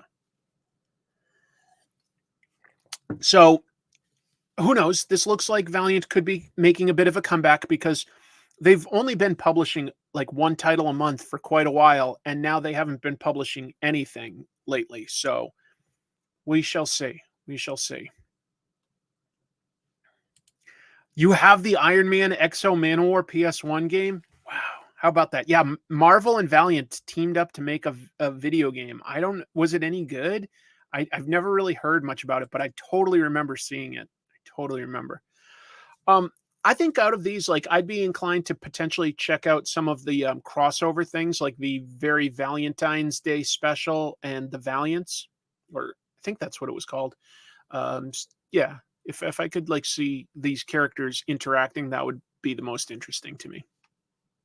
You missed almost everything, Joel. Now we've got some more news, and I've got like about 3 more pieces of news, and I've got all the comics to review for the week. Folks, this is going to blow your minds if you've ever read a Jonathan Hickman book, but apparently there's not going to be anything like infographics in his next book. What? That's very unlike Jonathan Hickman. Bleeding Cool is reporting on this. They claim that they've been informed by somebody in the know that Jonathan Hickman's upcoming Marvel series Gods will not include any of his, what I would call signature infographics, maps, or charts. Guy likes doing that stuff. I think sometimes it's added to the story, but it's definitely become his own personal trope that we can expect. I can use words. By the way, at a retailer conference, Hickman explained the concept of gods. He said, one of the things we wanted to do was to take the universal abstracts, and in Marvel terms, that means like, death, infinity, eternity, Lord Chaos and Master Order. There's all these like sort of entities that represent fundamental forces in the Marvel universe. He wanted to take those universal abstracts and do a more street level version of the character. That's the idea behind Valerio Schitti's redesigns. Or didn't somebody tell me it would be pronounced Skitty? I think that they did. I think somebody told me that's how the Italian would be pronounced. So Valerio tweaked the massive godlike aspect of each of these celestial abstracts, and then he made a version of the character that's more mundane. Now, this is still the cosmic version of the In-Betweener, for instance, but they'll have like a street clothes wearing person that represents it. So I guess Gods is going to like deal with how these cosmic entities also will sometimes function like behind the scenes, manipulating the world to keep it from just falling apart. We shall see. But how are we going to understand it without any infographics? I don't know. Let's see. I need his infographics. Hickman is horrible with cosmic beings. I don't know if I agree with that. Legit kind of upset by this. Looks cool. It definitely, just to be clear, is Marvel's take on Sandman and the Endless Family. It definitely is. But that doesn't mean it won't work. I don't know. Marvel's pushing it hard, by the way. And sometimes it gets annoying when a company is just like forcing something in your face, but that doesn't mean it'll be bad. I liked Jonathan Hickman's 2 Avengers runs that built up to Secret Wars, and I liked Secret Wars. I liked what was it, East of West that he did at Image. I liked his Fantastic Four run. I liked House of X, Powers of 10. Didn't love like where X-Men went after that, but I love a lot of that stuff.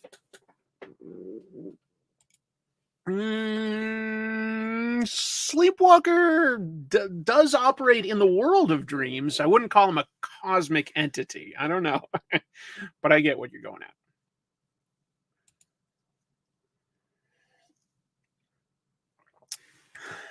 Pushing hard and no infographics does not inspire confidence. We'll see what happens. I'll try it out. I'll try it out for you guys and give my thoughts on it, and I'll try to be honest. We'll see. Nightmare. Yeah, Nightmare would definitely be sort of closer to Sandman in a way. Obviously, he's like a villain, but he's closer because he's very powerful. I was really hoping that Nightmare was going to be a factor in the last Doctor Strange movie. Doctor Strange, I guess they could retcon it like in a third one that Nightmare was giving him the nightmares of, which are really visions of other parallel worlds. Anyway, we'll see. Let's see. I liked Hickman's Fantastic Four, Secret Warriors, Avengers, and House of X Powers of 10. Nice. Dayman. Ah! That's what we need. We need Dayman in this group. There are some MCU updates for Disney Plus. They're actually in a pretty good position, I will say. I'll explain. So Disney is slowing down its MCU output. First of all, good. They were doing too much. But they also confirmed some things that will be coming out. First of all, we definitely have Loki Season 2 starting October 6th. That will be weekly. They've said that Loki is their all-time most watched show of anything on Disney Plus, and that the Season 2 trailer has been watched over 100 million times in a very short amount of time. So Loki is definitely their most popular property as far as a TV show. They've said that What If Season 2 is going to come out somewhere closer to Christmas this year. They've been pushing that back all year, but I think it's just because they've had to reshuffle a lot of stuff. Echo. All of the episodes will launch on the same day for that one. So that'll be a different. They usually do it out weekly, but Echo will come out all at the same time somewhere in January. The X-Men 97 cartoon, they just say early 2024. So probably within the first 3 months of 2024. They've retitled the Agatha Coven of Chaos show to Agatha Darkhold Diaries. And they say that that's, even though I think they've just about finished, I think they finished filming that one, but that's not coming out until fall of 2024. So they pushed that one back quite a bit. The Ironheart show is not on their current release schedule, even though it's all, they said that they filmed either all of it or almost all of it before the strike, but they do still have to do some pickup shots in ADR, additional dialogue recording. So until the strikes are over, they can't quite wrap that one up and give that a deadline, but that's okay. Also, the Daredevil, Born Again, and Wonder Man shows, they did start filming, but then the strikes happened and both of those are on pause. So they don't know when those will get released until they can sort of wrap up filming. But here's one thing that's kind of good in a way. Marvel was filming way too many things at once. Now they have to slow down. And that just means that they actually do have a content pipeline that can sort of go at a normal pace through 2025, probably. So we shall see. Yeah. Well, they've talked about how they're probably not going to do many more of these 6-season, $200 million shows, that they'll probably pivot to doing more special events like the Werewolf by Night and Guardians Christmas special. I think that the money is better spent that way. I think that the Loki show works very well. I thought that was a good show.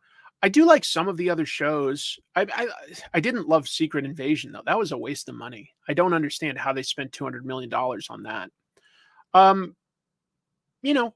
It's going to slow down, but there's so much Marvel stuff that I think that these breaks, even if it's not their decision, can ultimately be a good thing, because they should give people more time to think through what they're making. I hope.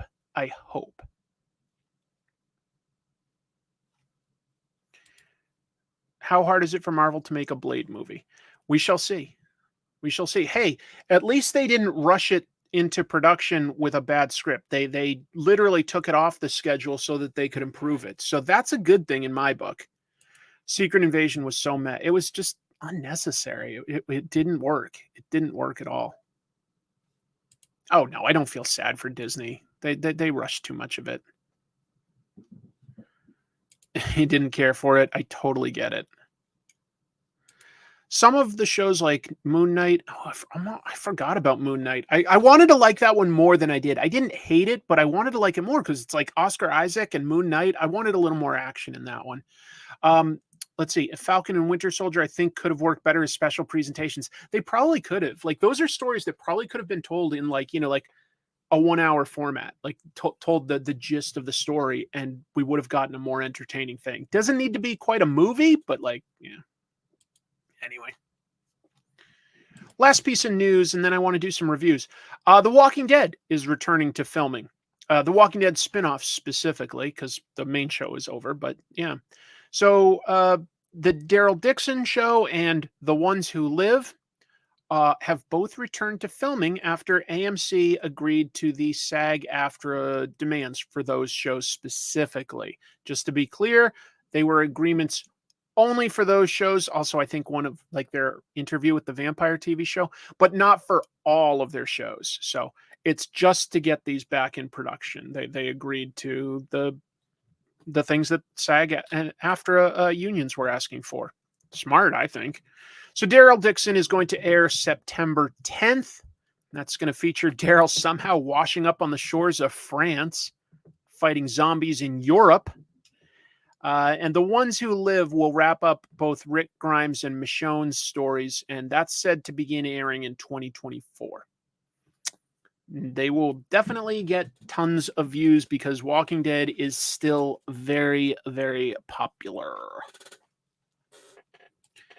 Yeah, I wish that the Disney Plus did do a horror anthology. I was really hoping that they would do, say, another thing like, use Moon Knight or Werewolf by Night or Man Thing or some of those like monster type characters for this year's Halloween, but I guess not.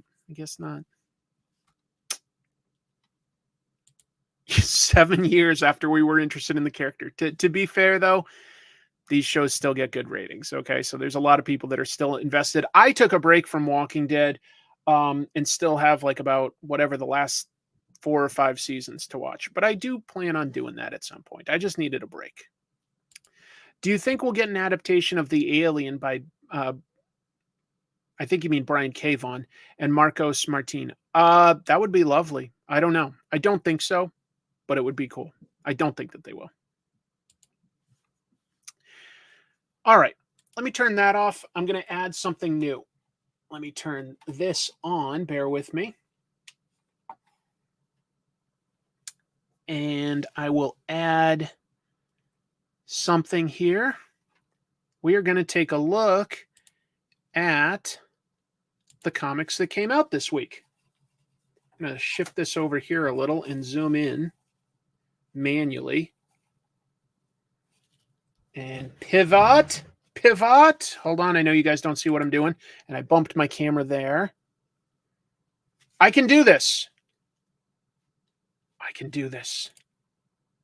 How do I do this?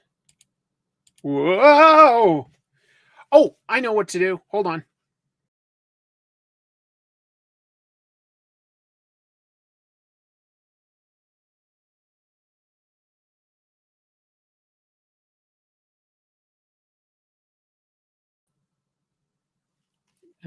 And now can I do it like, darn it. I'm trying to do something here. Hold on.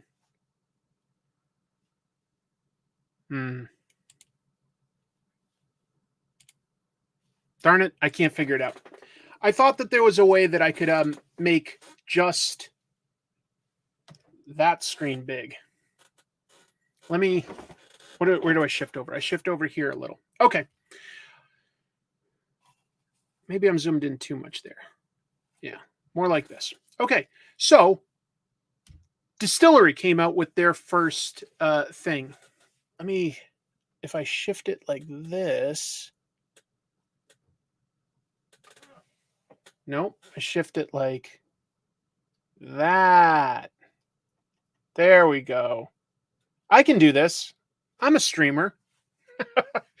DSTRLY. The Devil's Cut is an anthology. It's $10 for quite a lot of pages. And certainly the creators is a who's who of some pretty big names there. Can we focus on that, please? All right. Mirka Andolfo, Brian Azzarello, Mark Bernardine, Elsa Charretier. Actually, you get to see their faces in the back here. Jock, Ram V, Becky Cloonan, Christian Ward, Scott Snyder, James Tynan, lots of Tula Lute, Jamie McKelvey. We're just listing them all. Brian Azzarello, Francesco Francavilla, Joel Jones, Amazing creators. Amazing creators.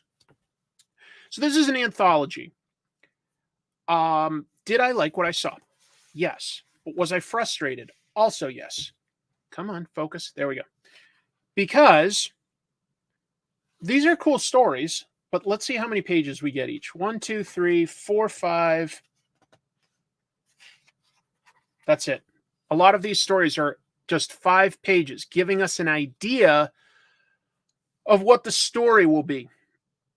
That's a tease. A lot of these stories interested me. They looked good. They looked interesting. I'll just like jump to any page, and I swear, a lot of different styles, a lot of different types of stories, but there's certainly passion in all of these. Some of these are stronger than others. I like this one a lot. It's by Scott Snyder and Francesco Francavilla. Just this weird story where an average guy gets to go on like this fabled yacht, and then all of a sudden he finds himself sort of locked in, and doors will like only open deeper and deeper into the boat. He just keeps going deeper, and he opens rooms, and they're like exact replications of his rooms from the past, like his apartment, his childhood bedroom. It doesn't make any sense, but I kind of like how off kilter that made me feel. But it's just a quick story. It feels like such a tease.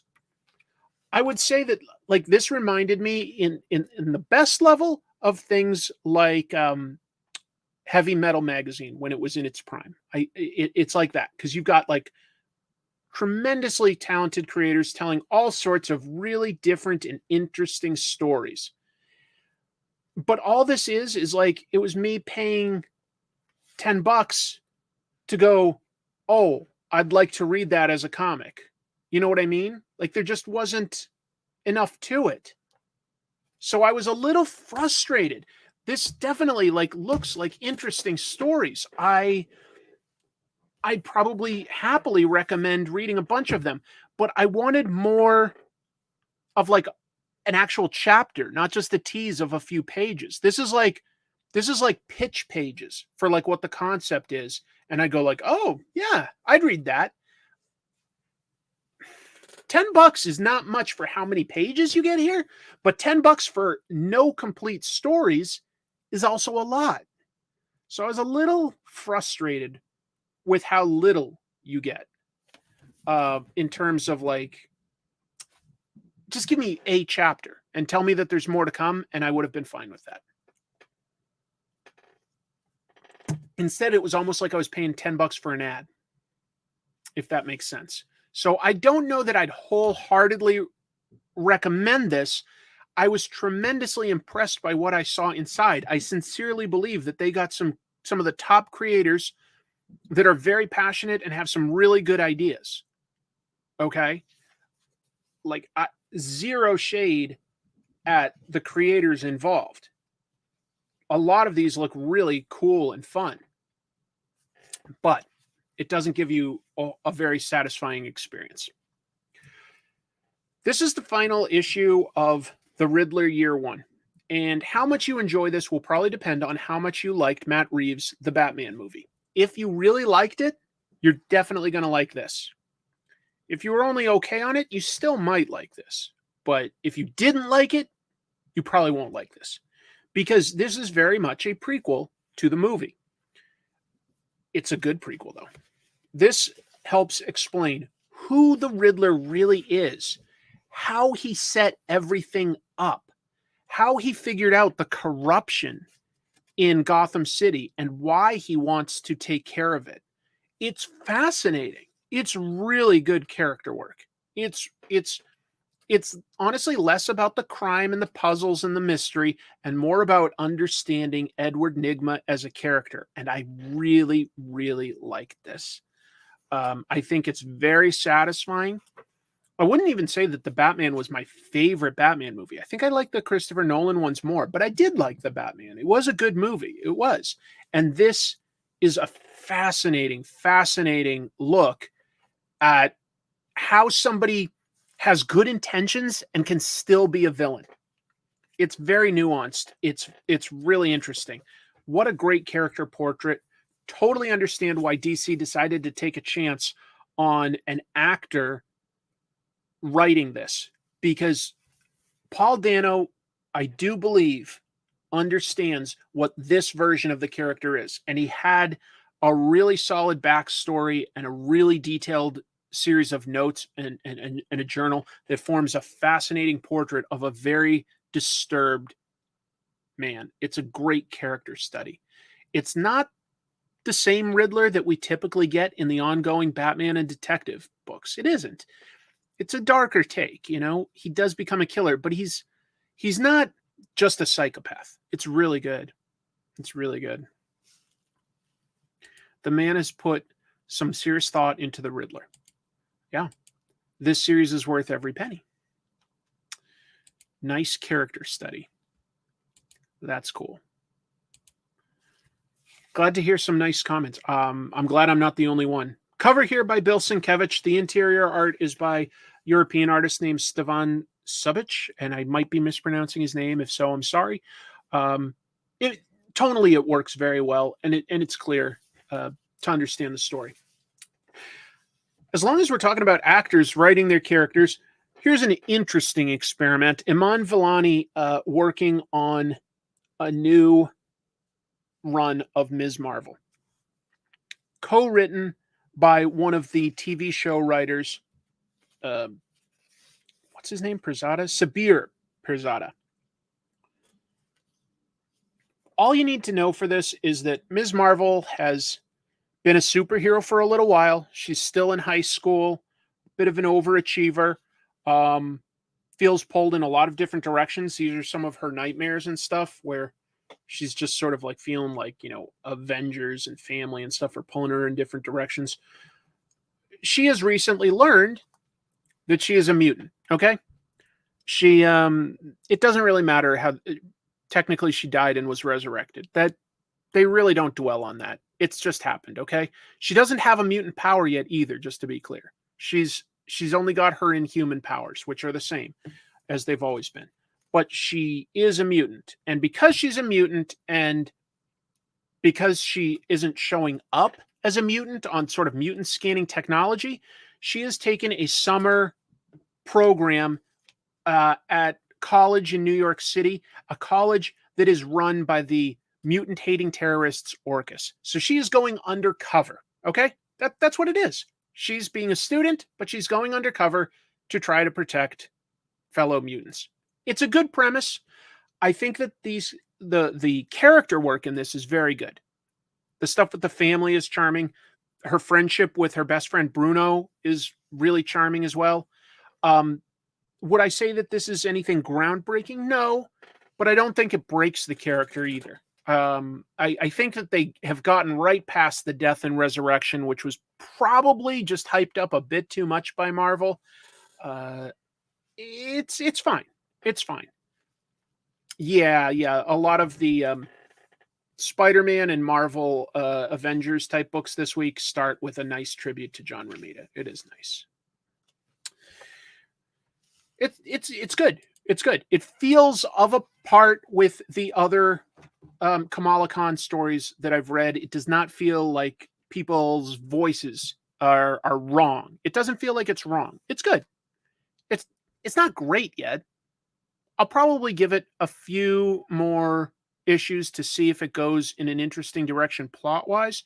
But for now, it's interesting, not bad, but not excellent necessarily. Yes, the name of the college she goes to is PragerU. It's a good one. Yes, yeah, exactly. There's stuff in this that like definitely pays respect to the stories that have gone before. There is, even though she's now sort of working with the X-Men. So that's the new thing. And the other new thing is that like people, because she's wearing now a costume that's like branded with like the X-Men and stuff, and so people don't trust her because people hate mutants, if you didn't know. Last I heard, this was 4 issues. Really? Doesn't say that it's like 4 issues here, but maybe that's the case. If so, I did not hear that. Anyway, I'd say it's okay. I think if you're a fan of this character, you're definitely going to still like it. I'm not sure where it's going yet, but they didn't break anything yet. And sometimes that's good. I also do think that Iman Vellani was very well cast in this role, and I like Kamala Khan. I like Kamala Khan. I think she's a really good superhero in the Marvel universe. I think she's just likable. She's got the right amount of neuroses that like keep her from being like too perfect. She doesn't get everything perfect when she's superheroes, but I love that her intentions are always in a good place. It definitely reminds me of, Peter Parker when he was young. It definitely does. Marvel's awful with limited series. They only say they are limited in the previews. Boy, when I grew up, they were like proud to put on the top, like #1 in a 4-issue series. So if that is a 4-issue series, I didn't know that, but that might make sense. I also don't think it was a great idea. I think it was unnecessary. Like ultimately, they could have like literally just had Professor X come up and be like, "We just found out that you're a mutant. We don't know what your power is yet. It hasn't activated. Your Inhuman stuff activated before your mutant powers." So it was done like as a publicity stunt. Maybe it helped. If it did long term, maybe it might have been the right choice. Story wise, I don't think it like really was satisfying. So here's the new sort of event that they're doing in the Batman books. So I decided to take a crack at it. Plus, I've enjoyed, for the most part, Chip Zdarsky's Batman run, but I'll be honest right up front, I didn't care for this at all. I think that this makes Batman very unlikable. This is Batman, Catwoman, the Gotham War battle lines. So it's just starting out with I'm not going to give you too much of the preamble, but essentially Batman's been gone for a little bit with some of his adventures, okay? He's been gone for a little bit. He comes back, is checking on Gotham and stuff, and it looks like a lot of violent crime is down. Why is violent crime down? There's a specific reason. While he was gone, Catwoman decided to take most of the henchmen of Gotham, like the sort of meat and potatoes criminals that often get roped into being henchmen for the Riddler, for Penguin, for Joker, for Bane, for whoever, Mr. Freeze, I don't know, doesn't matter. And she's given them a skill set. She's teaching them how to be cat burglars like her. And she has hard and fast rules. You can only like steal from the wealthy. You can't kill. You can't, like you have to run away if you're going to like get anybody hurt. It has hard and fast rules. And she arranges for a meeting with Batman and his sort of supporting cast, all the Robins, Spoiler, Red Hood, Batwoman, all of them. And she says, this is what I'm trying to do. She's like, guess what? Violent crime is literally down in Gotham by 75%. My method works. I want you to stay out of my way. And Batman's like, no, crime is crime. There's no way I'm going along with this. And I'm like, you know what?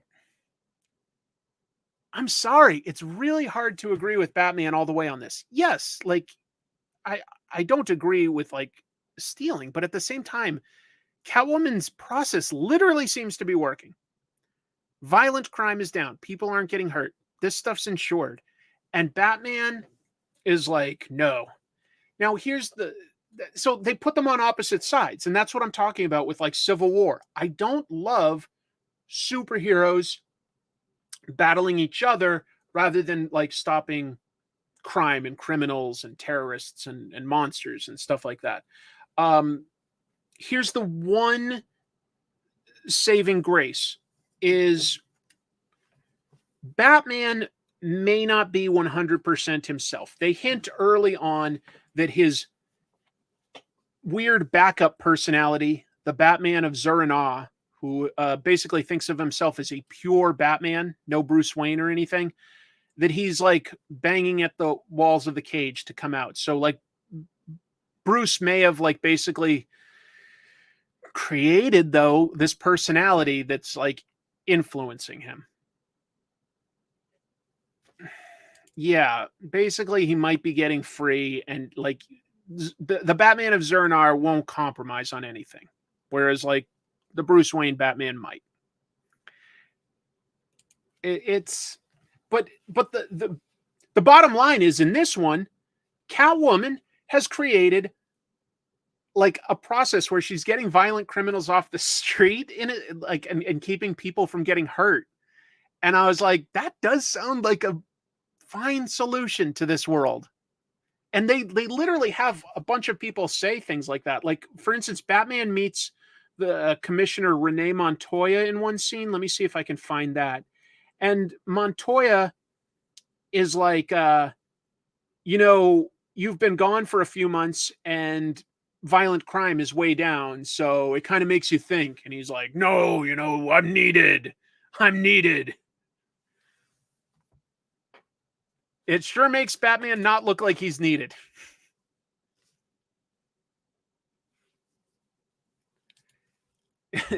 There are a lot of scenes where like some of her top lieutenants are women, but she's shown to like sort of train a bunch of like sort of dumb goons as well. And Robin, the Tim Drake Robin, it seems like the most sensible. He goes, this might make sense. He goes, it might. He goes, what we need is more data before we can really make a decision. But Bruce is like, no, I'm not even having this conversation. It doesn't work for me. I don't want to see Batman and Catwoman fighting over who gets to run Gotham. Because honestly, like, I don't want either of you running Gotham. If you want to help, like, save somebody from being hurt, great. But to say that, like, I'm in control of this city, that sounds fascist. I don't want to see that. Here's one that I only thought was average. I do like the art and the character work from Hitch and Hickman on Ultimate Invasion. And I am curious to see where this new version of Earth 6160 is going. But also not a lot happens in this per se, in Ultimate Invasion. The biggest thing is that, like, okay, in this world, Iron Man is Howard Stark, not Tony Stark. And Howard Stark was also friends with Obadiah Stane. And apparently Obadiah Stane met with some of these other powerful super beings, and they have all been guiding humanity and like just choosing one of their 7 regions of the world to at any given time be sort of the bad guy, just to allow the rest of the world to have something to focus on. But it's all for play. And they're all being controlled, and they all report to the Maker, who is, if you didn't know, the evil Reed Richards from the Ultimate Universe. So, okay, I sort of get where they're going there.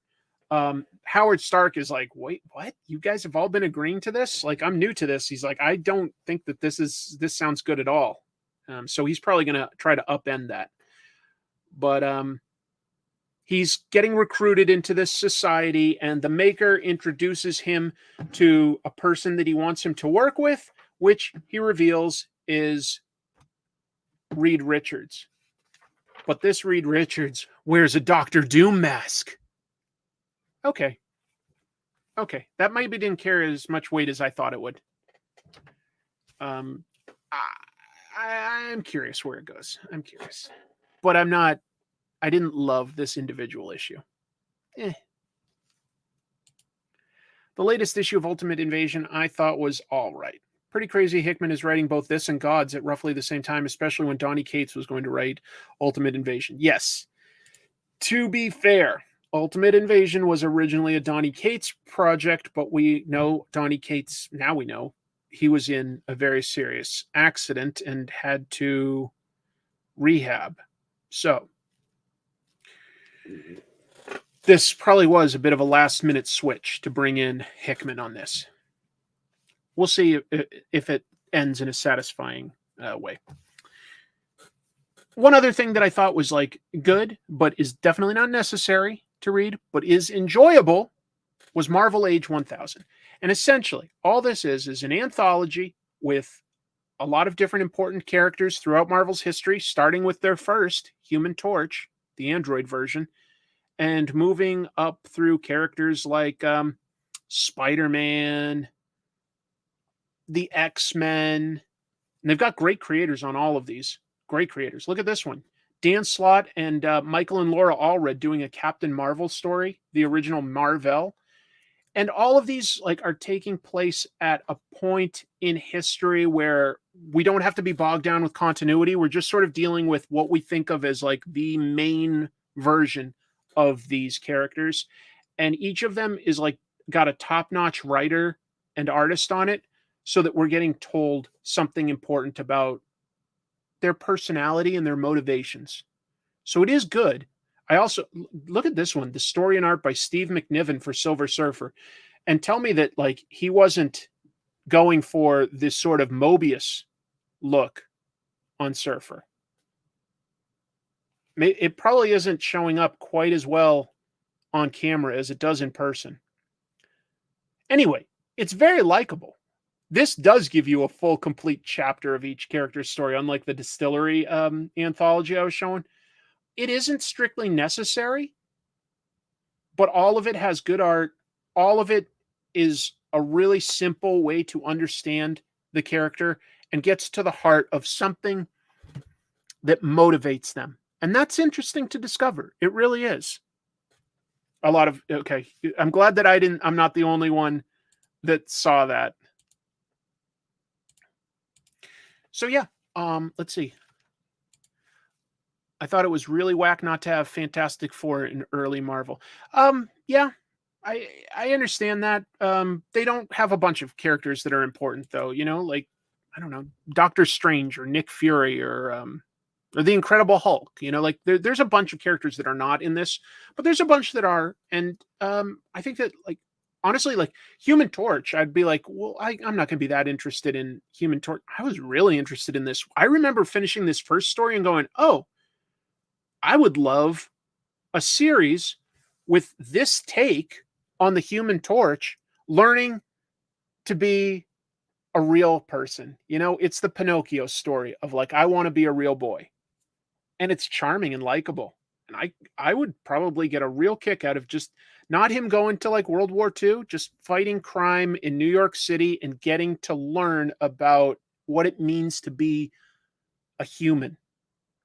You know, you do that with Vision a lot in the Avengers, but you do it with like in Star Trek, there's Spock or Data or something. It works really well. It really works well. So I'm sort of talking myself into liking this more than I thought I did. Now that I'm like looking at it a second time, to be honest, I guess I do recommend this. Actually, I do. It's $10, but it's also pretty thick. This is more than like a double-sized issue. So this is a better value than your typical Marvel or DC monthly issue. I would recommend this after all. Here's one I really liked. The current run of Incredible Hulk with Philip Kennedy Johnson writing, Nic Klein on art. Dude, it's all about Hulk fighting monsters. Yes, sometimes you just need to get to the basics and find something within that works. And in this works. We're dealing with the mother of all monsters, some sort of weird cosmic entity of darkness that like literally creates and fosters monsters, and they want Hulk for some reason. Who cares why? I don't care why. You're going to have like Hulk fight an army of zombies at the beginning, and then by the middle have him fight like a Cthulhu-esque huge massive monster that dwarfs him. That's fun. This is just Hulk smashing shit. And it's cool. It looks good. And then you're like, okay, but that isn't necessarily enough to tell a compelling story, is it? Not necessarily. You want to see this action, but it needs to mean something. It needs to have like a character arc or something. Well, that's where we get Hulk's latest sidekick. And by the way, Hulk does have a long history of having human sidekick, right? Starts with Rick Jones. Kind of is his voice for empathy when it seems like he doesn't have some, but you realize he does have a heart. He's sticking up for this teen runaway Charlie, okay? She's been abused. She wants to be strong like the Hulk. She wants to follow him around and learn how to be strong. And at first he's saying no, no, no. But when he sees her, like, you know, not get scared and like, you know, just stomp on a zombie, he's like, all right, Charlie, keep up, but don't trust Banner. Make things easier for Banner. We're done. And she goes, it's really true, huh? There really are two of you in there. And he says, not much longer. Great. We're getting back to Hulk and Banner being two very different entities at war with each other, sharing the same body. That works. That's a fundamental conflict that sometimes you have to come back to have Hulk work. He can tell all sorts of stories, but anyway, a monster that fights other monsters. It works, man. It works for me anyway. Let's see. Sorry, I was just adjusting something. I recommend this, folks. If you want to read a serialized superhero type comic, I think The Incredible Hulk seems to be one of the best ones out there right now. I wasn't reading it by then. I don't know exactly how they wrapped that up. All I can say is it's over. This is Hulk back to basics. This is Hulk back to basics, but it's got him going on a slightly different journey. Hulk versus monsters is cool. By the way, let me show you the tease for the next issue. Next issue. Hulk versus Man-Thing? Yeah. Give me Hulk versus monsters every month and we are good. I want to see him fight all sorts of famous monsters. Put him up against Fin Fang Foom and Werewolf by Night and Groot if you can find a way. And have him fight like zombies and Cthulhu monsters. Give me new stuff. Have him fight the Thing. I don't care. Just have him fighting monsters. I love it. I love it. I believe Rick and Marlo did get divorced, and but they're each doing fine, as far as I know. Man-Thing is in trouble. Yeah, because Hulk isn't going to show fear and burn at the touch of Man-Thing. And even if he does burn, he'll heal. He'll heal. Ooh, fight Frankenstein. Yeah. Hulk versus Dracula? Cool. Although, to be fair, the current Blade book is also cool, and he's fighting against some sort of like powerful entity that also seems to control monsters. It's a little thematically similar. And so they'd probably have first dibs on Dracula right now. But we'll see. Hulk versus Godzilla, it'd be a draw. That would be fun.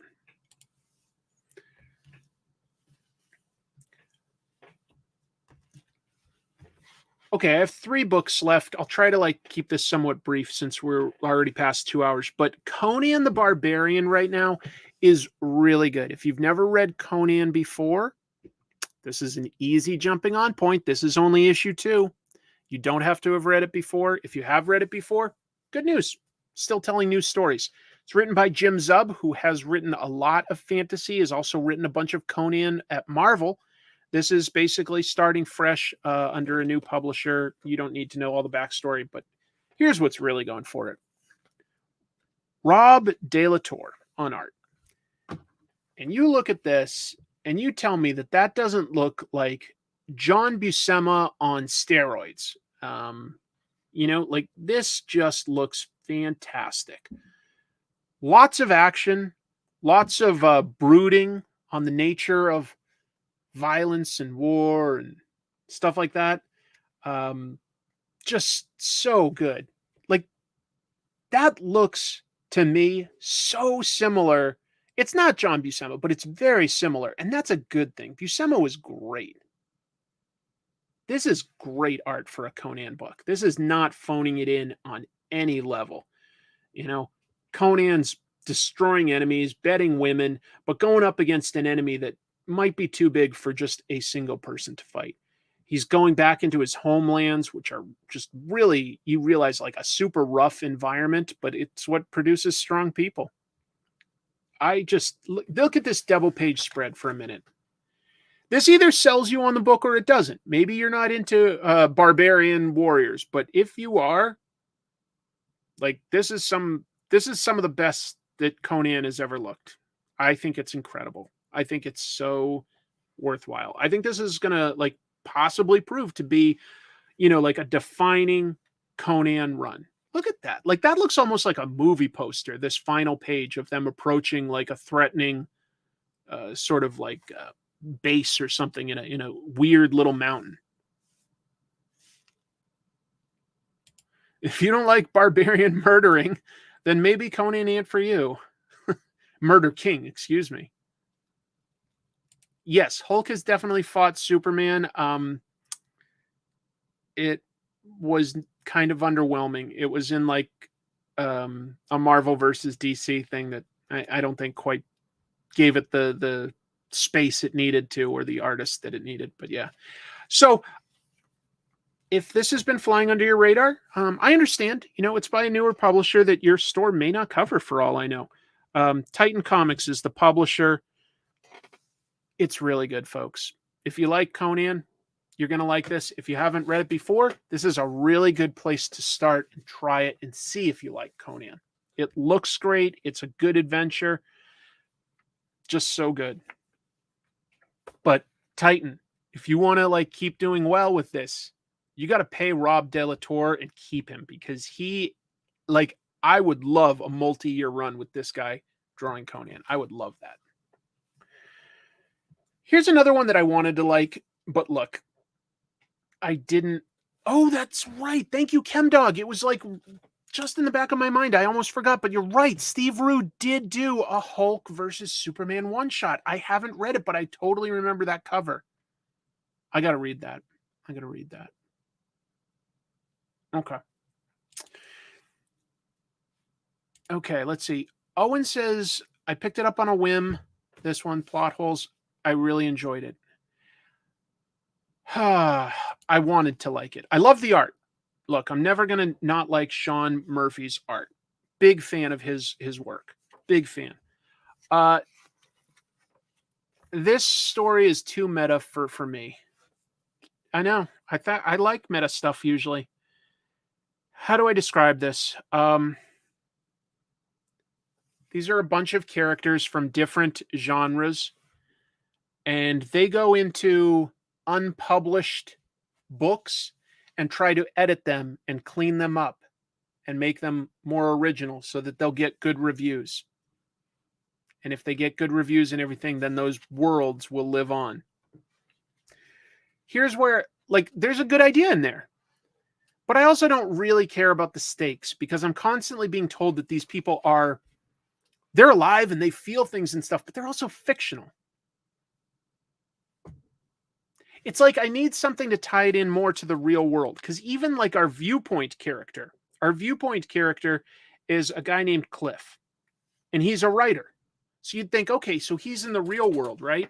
But then we sort of get told that no, he's also from a story, and he's getting brought onto this team. And it literally is a little confusing to me. Maybe other people are just able to go with it. And if so, cool, because the art is smoking. It's great. This artwork can't be beat.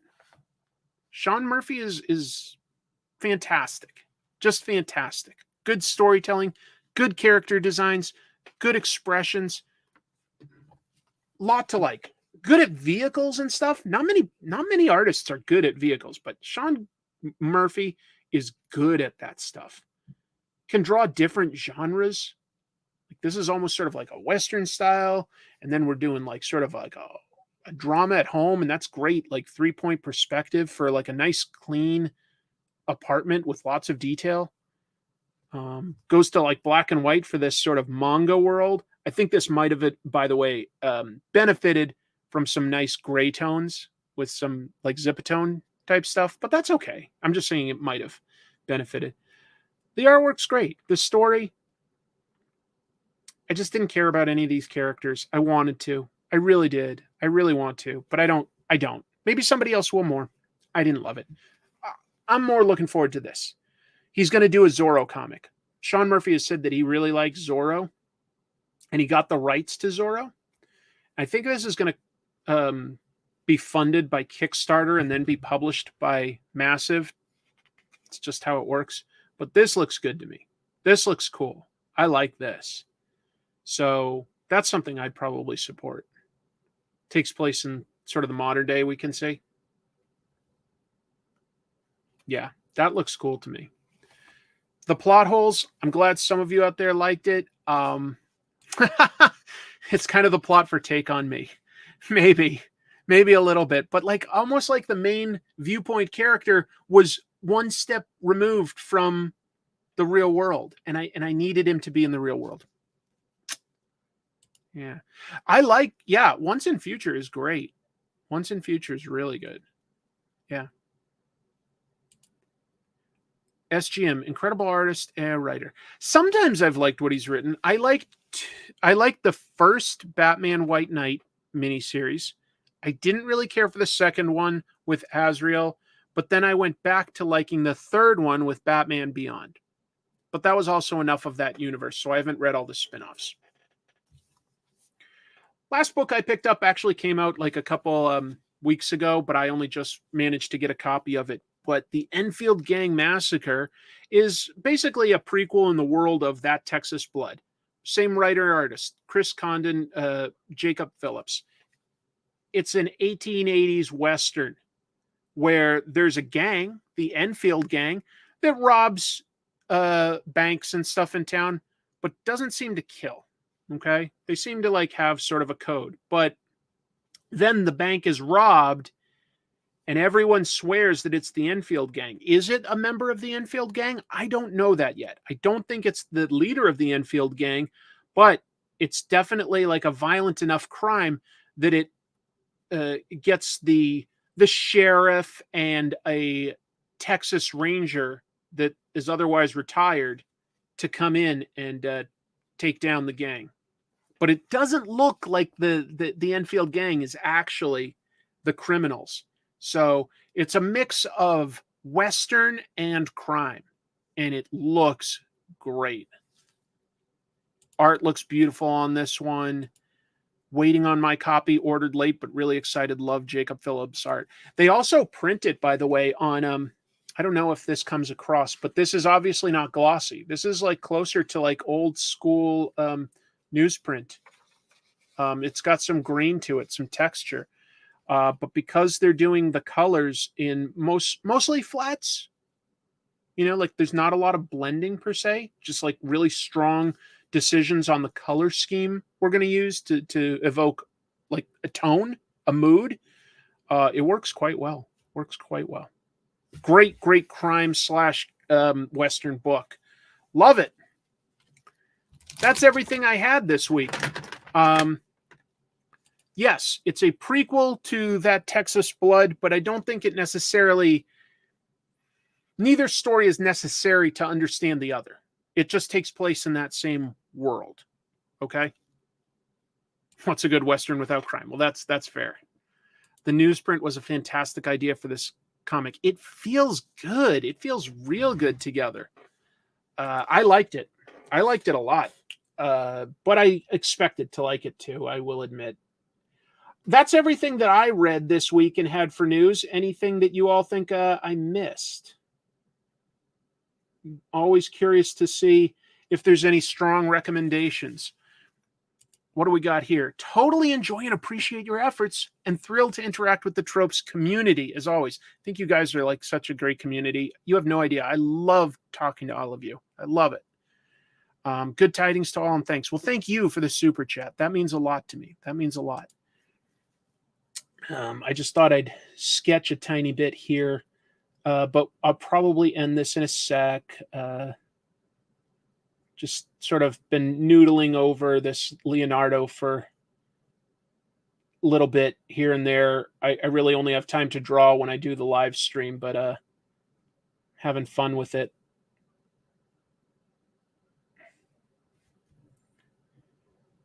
Anything else, though, comics-wise, that anybody out there has to recommend?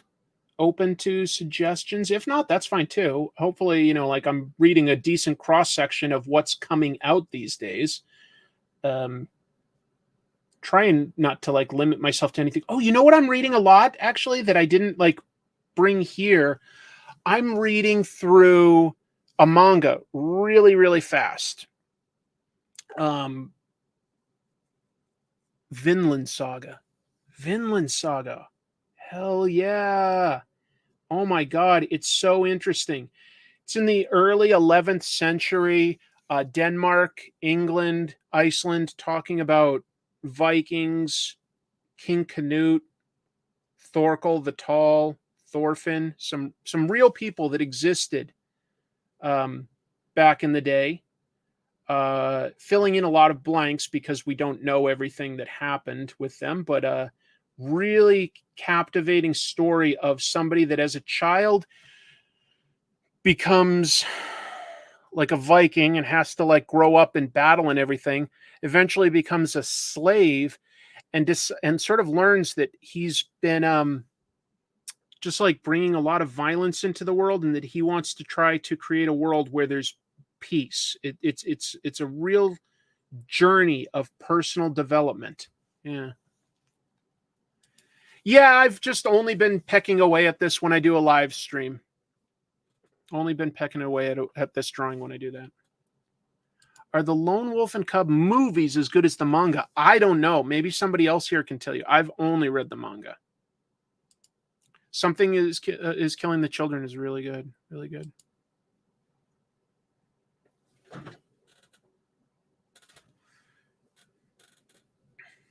Really good. I really like that one.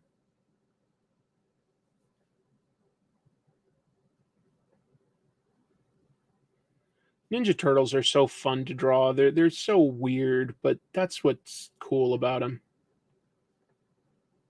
God bless Eastman and Laird for creating them. I love them.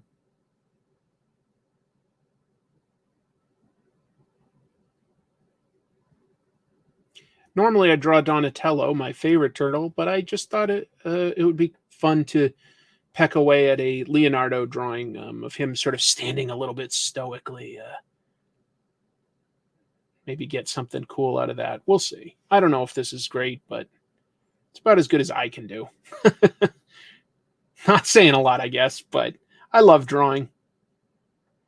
I'll always draw for fun, as long as I can.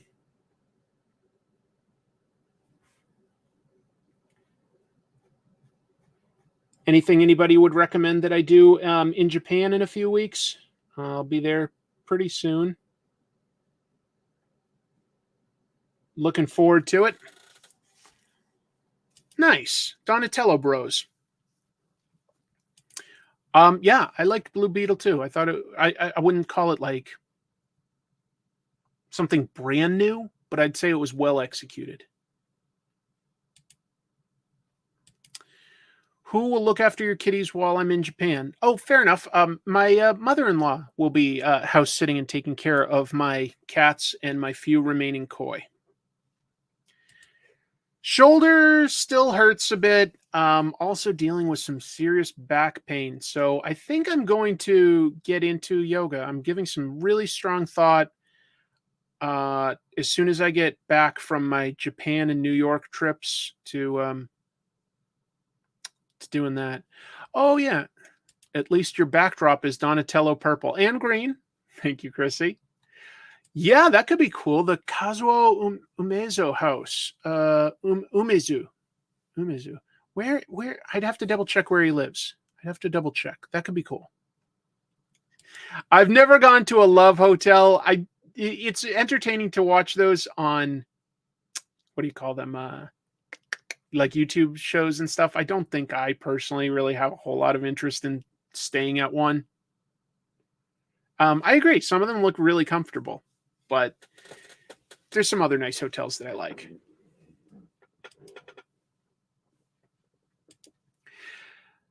Sorry, it looks like my camera is starting to lag. I might have a way around that next week. I've got an idea.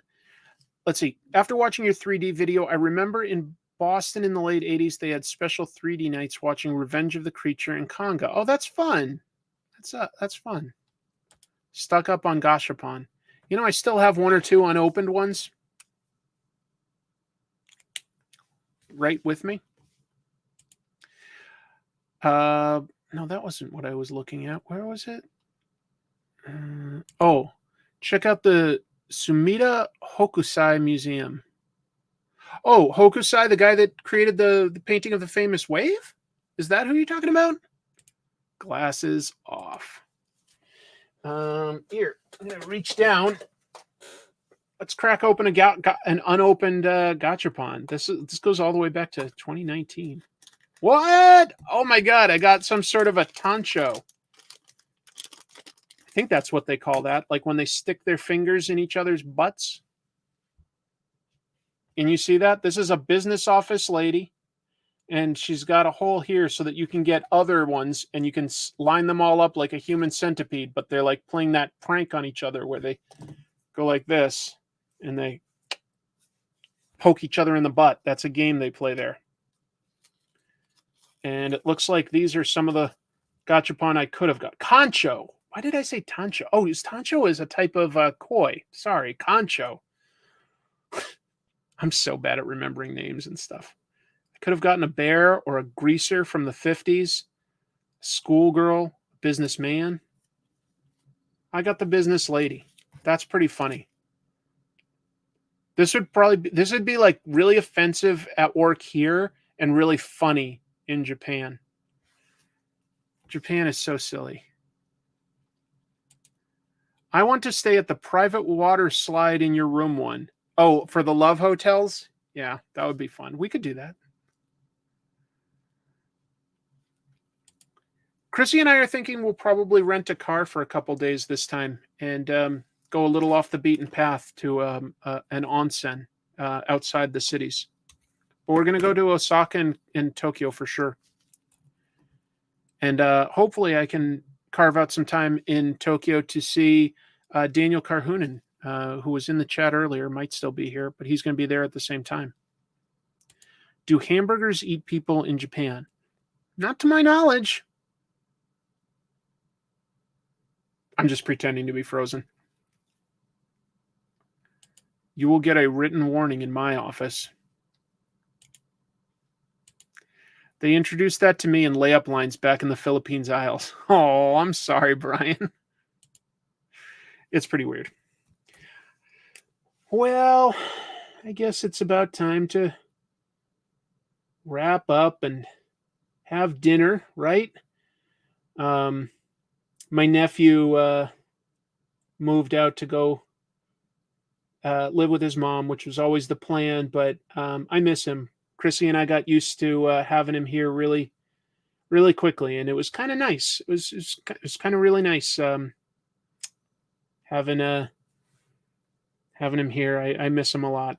So that's the biggest difference in my life, and otherwise just trying to work hard and get ready, because I'll be honest, guys, I'm not 100% sure yet what I can do for content while I'm on my trips. I can record some stuff, but I don't know if I'll have the time to edit and process it for my channels there. If I can, and I'm in my hotel at a reasonable time, I might still try to do like a weekly live stream. But just to be clear, it would probably be a little glitchy because I'd be using hotel Wi-Fi and using my old Microsoft Surface or phone. So I don't know what I can say. Like I don't want to promise anything like that. But I'll try if I've got the time, and it seems like a time that some other people could be awake. We'll see. I'll try to record some interesting stuff about, like, you know, the stores and the fun things like that in Japan. I'll definitely try, and we'll just see what happens. It's really hard to predict what I can do. You know, I'm not the kind of channel that's got the money where I can hire a camera crew to follow me around. Guest hosts. I don't have enough money to pay a guest host. But also, I think I like being the face of it all. So anyway. No, I think I just saw that today, Ken. Maybe I'll have that in the news next week. But anyway, I think I'm gonna call it a night, guys. It was really fun talking to all of you. Again, the comics that I ended up recommending the most, let me just double check here, would be I'm going to make a stack of the ones that I really recommend. It's kind of a lot. Really nice take on some important characters in the Marvel Universe by some top-tier talent. Incredible finale to a really interesting character study. Really promising crime Western. Maybe the best looking and most exciting Conan story I've seen in I don't even know how long. Just fantastic. and one of the best takes on the Hulk. And in a little while, I will say that Immortal Hulk was not that long ago, and that was a great take, but this is also a really great take. Daniel, I'll definitely try to coordinate something where we can meet up in Tokyo. That would be lovely. That would be lovely. All right, guys. Thanks so much for watching. What's this? A double salute? Boop. Yeah, a double salute. You earned it. You guys always earn it. Again. Boop. And I'll try to see what I can do to get this to not necessarily stutter. I think I've got an idea for how to improve it. But thank you all for watching. If you haven't, please check out the latest Comic Tropes episode on 3D Comics.